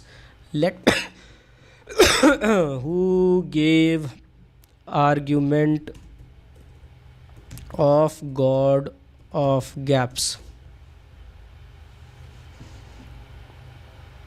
Okay, it's Henry Drummond and later popularized by Richard Bube, जो भी है Bube. Okay, it came in 71 and 78 article. Okay, fine. रहे कि बारिश भगवान इंद्र करवाते हैं। मानते थे, मैं भी मानता था, बचपन में मानता था, मेरी मम्मी अभी भी मानती है। लेकिन अगर साइंटिफिकली बात करेंगे तो हमारे पास बारिश का फिजिकल एक्सप्लेनेशन है, ठीक है, सिंपल है, कोई ज्यादा सा कॉम्प्लेक्स नहीं है। ये कह रहे हैं कि इसके पीछे क्योंकि उसमें पानी की बूंद है, उसके अंदर एक इलेक्ट्रॉन है, पानी ऊपर गया, इलेक्ट्रॉन से नीचे आया और आया, इसमें भगवान है पीछे। तो जब तक मेरे पास इंफॉर्मेशन नहीं है तब तक भगवान है। मेरे पास इंफॉर्मेशन आती है। ये बेसिकली एक कमरा है जो कि अंधेरा है, उस अंधेरे कमरे के अंदर भगवान बैठा हुआ है। मैं जैसे ही लाइट जला देता हूं तब नहीं आता है, फिर आगे वाले अंधेरे वाले कमरे में चला जाता है। ये शिफ्ट करे जा रहे हैं। आगे फ्यूचर में तुम बताओ, बहुत अच्छा काउंटर। अब मैं इसका जवाब देना चाहता हमने हूं। डिसाइड किया था तालियां नहीं बजेंगी। तालियां नहीं। नेचुरल जो आ जाए वो कर दो यार, ऐसा कोई वो भी नेचुरली थी जो आ रही थी, जो रिक्वायर थी। ऐसे तो आर्गुमेंट चलते रहेंगे, आप बताइए प्लीज। तो देखिए, जो अमित सर कह रहे हैं उन्होंने बहुत सारी बातें कह दी हैं अपने एक ही सिंगल प्रोपोजिशन में। पहली बात ये कह रहे हैं इन्फॉर्मेशन, मेरे पास एक पर्टिकुलर इन्फॉर्मेशन आई और साइंस अपना स्टैंड बदल देता है। अमित किलोर जी, इन्फॉर्मेशन का नेचर और मैटर के नेचर में फंडामेंटल डिफरेंस है, और इसी को हम कहते हैं लिमिटेशन ऑफ साइंस, के इन्फॉर्मेशन के नेचर को, कॉन्शियस के नेचर को इनफैक्ट मटेरियलिस्टिक साइंस कभी नहीं समझा सकता हमेशा है। फंडामेंटल एक्सप्लेनेटरी गैप, ये ऐसा नहीं है कि ब्रिज से पार करके भाई आज क्या कहते हैं पैर थे, कल क्या कहते वो आ जाएगा, विमान आ जाएगा। अनिल सेठ लेकिन इस बात से एग्री नहीं करता। सो देर इज़ मतलब मैं क्या कहूँ, जितने भी साइंस या न्यूरो साइंस में यकीन करने वाले लोग हैं वो इस बात से बहुत ही ज़्यादा एडमेंट हैं कि कॉन्शियसनेस न्यूरो साइंस के थ्रू नहीं निकल सकती या न्यूरो साइंस के टर्म्स में एक्सप्लेन नहीं की जा सकती। फॉर इंस्टेंस मैं तुम्हें बहुत ही मज़ेदार चीज़ बताता हूँ। आज हमने रसल डिस्कस नहीं किया, पर अगर हम रसल डिस्कस करते ना तो हमें ये रियलाइज़ होता कि मैटर क्या है ये भी एक्चुअली एक हार्ड प्रॉब्लम हो जाती है। वॉट एग्जैक्टली इज़ मैटर, इस बारे में भी बात करना एक हार्ड प्रॉब्लम बन के हमारे सामने आ जाती है, because you don't actually interact with matter, right. अब इसके बारे में मैं कितना ही लंबा खींचूँ, बट इतना समझो, एक सेंस में हार्ड प्रॉब्लम जैसा मामला मैटर का भी आ जाता है। बट फिर हमने क्या किया, साइंसेस ने क्या किया, साइंसेस फिर मैटर की यूटिलिटी पे चला गया, प्रैग्मेटिकली मैटर के साथ क्या क्या किया जा सकता है, साइंसेस उस डायरेक्शन में चला गया, प्रिडिक्टेबिलिटी की तरफ चला गया। साइंसेस इस चीज़ में नहीं बाझा कि मैं फिगर आउट करूंगा कि मैटर एग्जैक्टली है क्या। तुम्हें एक चूरन डेफिनेशन पकड़ा दी कि matter is that which has space and has mass and occupies space वगैरह वगैरह, और तुम उसी के साथ खुश रहो। बट लॉक जॉन लॉक का जो इनिशियल आइडिया थे, matter is something I know not what, वो सम हाउ बहुत ही ज़्यादा साउंड आर्ग्यूमेंट के साथ है। So this is one of the reasons कि हार्ड प्रॉब्लम्स जो है, फिर चाहे वो कॉन्शियसनेस के डोमेन में हो, उनको लेकर रिजिडिटी होती है। सो फॉर इंस्टेंस अगर तुम उपनिषद का लिटरेचर भी देखोगे, उपनिषद के लिटरेचर में भी तुम्हें फंडामेंटली कॉन्शियसनेस क्या है इस पे भी बात होते हुए दिखेगी, फिर कॉन्शियसनेस ऑपरेट कैसे हो रही है इस पे भी बात होते हुए दिखेगी। सो फॉर इंस्टेंस कोई बात कर रहा है कि लेट्स से हाँ, जैसे तुम्हारे पास 4 स्टेट ऑफ कॉन्शियसनेस है, जागृत सुषुप्ति स्वप्न, जागृत स्वप्न सुषुप्ति तुरी है, ये क्या है, स्टेट्स ऑफ कॉन्शियसनेस है। पर जब छंदोग्य की बात होती है, तत्वमसी की, तो फिर क्या फंडामेंटल नेचर ऑफ कॉन्शियसनेस की भी बात हो रही है। तो उपनिषद इस मामले में थोड़े से होलिस्टिक हो जाते हैं, इंटरेस्टिंग हो जाते हैं कि वो यूटिलिटी की और नेचर की दोनों की बात कर रहे हैं, क्योंकि कॉन्शियसनेस इन इटसेल्फ जो है वो क्या है, एक्सपीरियंशियल है, it is experiential in nature, वो फिनोमिनल है नेचर में, तुम फिनोमिनल उससे दूर नहीं जा सकते, राइट। अब मैंने न्यूरो साइंस के ऊपर भी एक वीडियो बना रखा था, अरे भाई जस करण जो भी आप हो भाई, अब बस गोद ले लो यार, आप हमें घर में रख लो भाई अपने। सो अब तुम अगर यूनिवर्स के नेचर को फिगर आउट करने जाओगे, मैं कहाँ था, सॉरी, हाँ, मैंने न्यूरो साइंस के ऊपर अनिल सेठ का latest paper members only live में या नॉर्मल लाइव में डिस्कस कर रखा था। उस लाइव में मैंने यही बताने की कोशिश की थी कि अगर आप देखोगे ये रीसेंट पेपर जो कि अभी रिसेंटली आया है, कुछ सब्सटेंशियल नहीं है उसमें, everything in it is fluffy. Why is it fluffy? क्योंकि कुछ इंटरेस्टिंग हो ही नहीं रहा न्यूरो साइंस के डोमेन में when it comes to consciousness. वही 4-6 बातें पकड़ के पीटे पड़े। अब नाउ तुम्हारे पास एक साइंटिफिक होपफुल आदमी बोलेगा कि भाई बहुत सारा तुम्हारे पास जब डेटा आ जाएगा, खूब सारा डेटा आ जाएगा, मोर डेटा आ जाएगा, मोर एक्सपेरिमेंटल प्लॉजिबिलिटी आ जाएगी, तो भाई आप ये सारी चीज़ें कर सकते हो, पर अभी नहीं। माय गुडनेस, आज मैंने ज़्यादा ही ज्ञान पेल दिया। तो उससे पार कर जाएंगे। It is crossing a universe which is logically not possible. David charmers की हार्ड प्रॉब्लम ऑफ कॉन्शियसनेस आपने सुनी होगी। दूसरी बात है, ये टिपिकल एथीस्ट का तर्क है, अरे भगवान बारिश कर रहे थे, बारिश नहीं हो रही थी, भगवान इंद्र कर रहे थे, अब हमारे पास फिनोमेना आ गया। ये कुछ like I said, charmers theist भी ऐसा करते हैं, लेकिन ऐसा नहीं है। जो अच्छी तरीके से शास्त्रों को जानते हैं, जो हमारे गुरु रहे हैं, उन्होंने कभी नहीं कहा भगवान बारिश करवा रहे हैं। उनकी बात हमेशा से कांस्टेंट रही है कि God is the ground for all existence. हम बात ही नहीं कर रहे हैं कि शास्त्रों में, इतिहास में क्या कहा गया है, हम आज की बात कर रहे हैं कि अभी हम प्रूव करें या डिस्प्रूव करें। और जो अगर आप कह रहे हैं कि जो हमारा बेसिस ऑफ गॉड है, मोहित आर्य समाजी है, तो शास्त्र को बहुत ज़्यादा अगर इधर उधर लेके जाओगे तो मोहित को शास्त्र को भी लेके आना पड़ेगा। That is why intervened. उस गॉड पर मानने वाले कभी ये नहीं कहे कि अच्छा ब्रह्म ने बारिश करवा दी। किसी ने सुना है कि ओ ब्रह्म बारिश करवा रहे हैं, ब्रह्म की उपासना कर लेते। ब्रह्म भी एक फॉर्म में, जो भी इंद्र की बात कर रहे होंगे वो एक फॉर्म में आया और so on and so fourth. And उसको फिर आपको अगर इंटरप्रेट भी करना है तो आपको हर्मेन्यूटिक से जाना पड़ेगा। मैं मान सकूं कि शास्त्र के थ्रू जाना पड़ेगा, पॉपुलर डेफिनेशन को आप नहीं ले सकते, या पॉपुलेशन हमको शास्त्र में जाना ही नहीं है आज, ताकि चर्चा भटके ही ना। Exactly. तो ये जो आपका आर्गुमेंट है कि जो इंद्र थे उन्होंने बारिश करवा दी, इट्स नॉट वैलिड। हम तो गॉड के ग्राउंडिंग के पॉइंट ऑफ व्यू से बात कर रहे हैं कि हम पहले से कहते आए थे कि भगवान ग्राउंड करता है सारा एग्जिस्टेंस, हम अभी भी कहते आ रहे हैं। दूसरी चीज, इंफॉर्मेशन और फिजिक्स का जो पॉइंट ऑफ व्यू है, these two nature are completely different. It's not a bridge that you can jump, definitely not, they are fundamentally different in nature. चलो ठीक है, यहीं पे हम जो है ख़त्म करते हैं। यहाँ पे ऋतिक का भी आ रहा है कि भैया कल डिस्कस कर देना, लोग थक चुके हैं। If you have questions and answers we will take them, और फिर उसके बाद आज का लाइव यहीं पे ख़त्म करते हैं। आई एम फायर्ड अप, मैं तो अभी थोड़ा और खींच सकता हूँ, बट ठीक है आज का यहीं पे ख़त्म करते हैं। हो गया आज का, काफ़ी लंबा खींच गया, 10:30 से 1 बज गया। हाँ काफ़ी लंबा खींच गया यार। वैसे भी मेंबर्स ओनली ही रहेगा ये, तो भाई जैसे सोना है सो जाएगा। 12 पर ख़त्म कर दिया करो उस टाइम यार, 10:30 पे तो शुरू कर रहा हूँ, 10:30 से 11:30, 12:30 पे मैं भी ख़त्म कर सकता हूँ। आज 1 पे ख़त्म कर रहा हूँ क्योंकि खींच रहे हैं बहुत ज़्यादा, एक पर्टिकुलर डोमेन के बारे में बात कर रहे हैं। So this is why I am doing this, वरना मैं ना करता।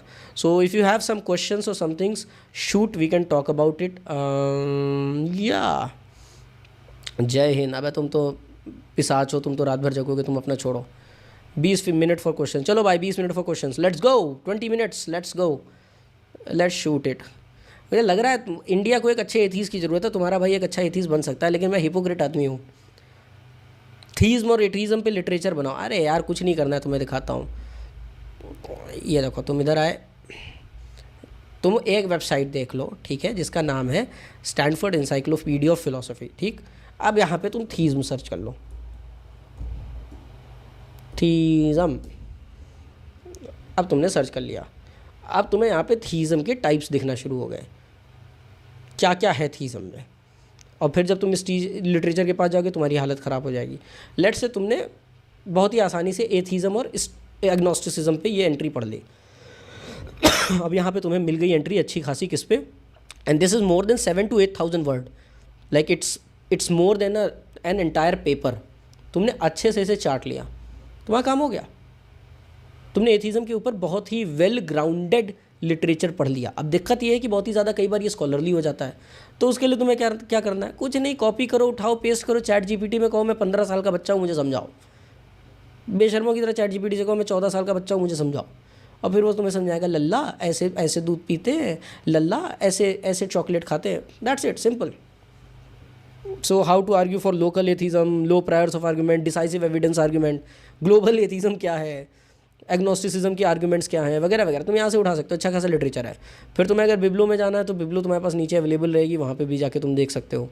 ये तुम्हारे पास पूरी की पूरी bibliography, atheism a very short introduction, Graham Oppy की एथीज़म के ऊपर जो वो है, आई थिंक ग्राहम ऑपी के ऊपर इन्होंने एंट्री भी कर रखी होगी। Let me search Graham ऑपी,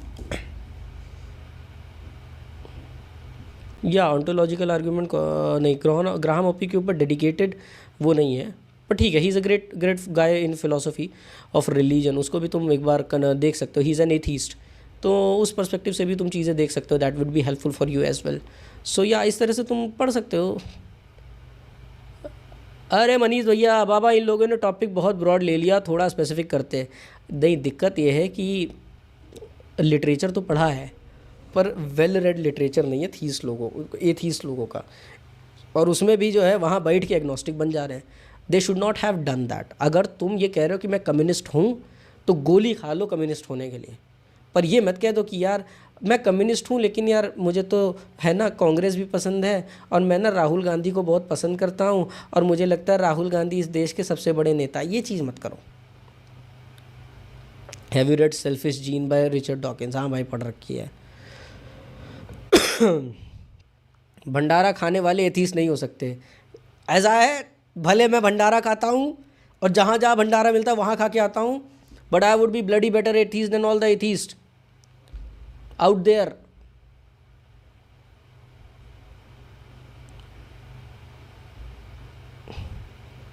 atheism का रिप्रेजेंटेटिव बनने के लिए क्या पढ़ना पड़ेगा यार? ऐसे स्पेसिफिकली तो मैं कुछ नहीं बता पाऊंगा क्या पढ़ना पड़ेगा, बट पढ़ो। एथीज़म के अराउंड अच्छा खासा लिटरेचर है, like there is strong plausibility of atheism. ऐसा नहीं है and there is a strong plausibility of theism as well. It's just कि जो तुम्हारी सेकुलर एजुकेशन हुई है इंडिया में पोस्ट लिबरलाइजेशन, जिसने तुम्हें एथीज़म बनाया है, उसने तुम्हें एथीस्ट तो बना दिया है और एथीस्ट होना कूल तो बना दिया है, पर एथीज़म के लिए इनफ सॉलिड आर्गूमेंट्स तुम्हारे पास नहीं आ पाए. बहुत ही फजी तुम्हारी थिंकिंग है एथीज़म को लेकर. You have to systematise that. हाँ भाई, हाँ चाय है, बस ये ख़त्म कर रहा हूँ. You have to systematise that thinking. मतलब मैं नहीं पीऊँगा, मैं बना दूंगा तुम लोग के लिए. भाई थकते नहीं इतनी देर तक यार, कमा ही गया यार. अब क्या करें, लोग 9 to 5 जॉब करके आते हैं तब नहीं थकते हैं यार.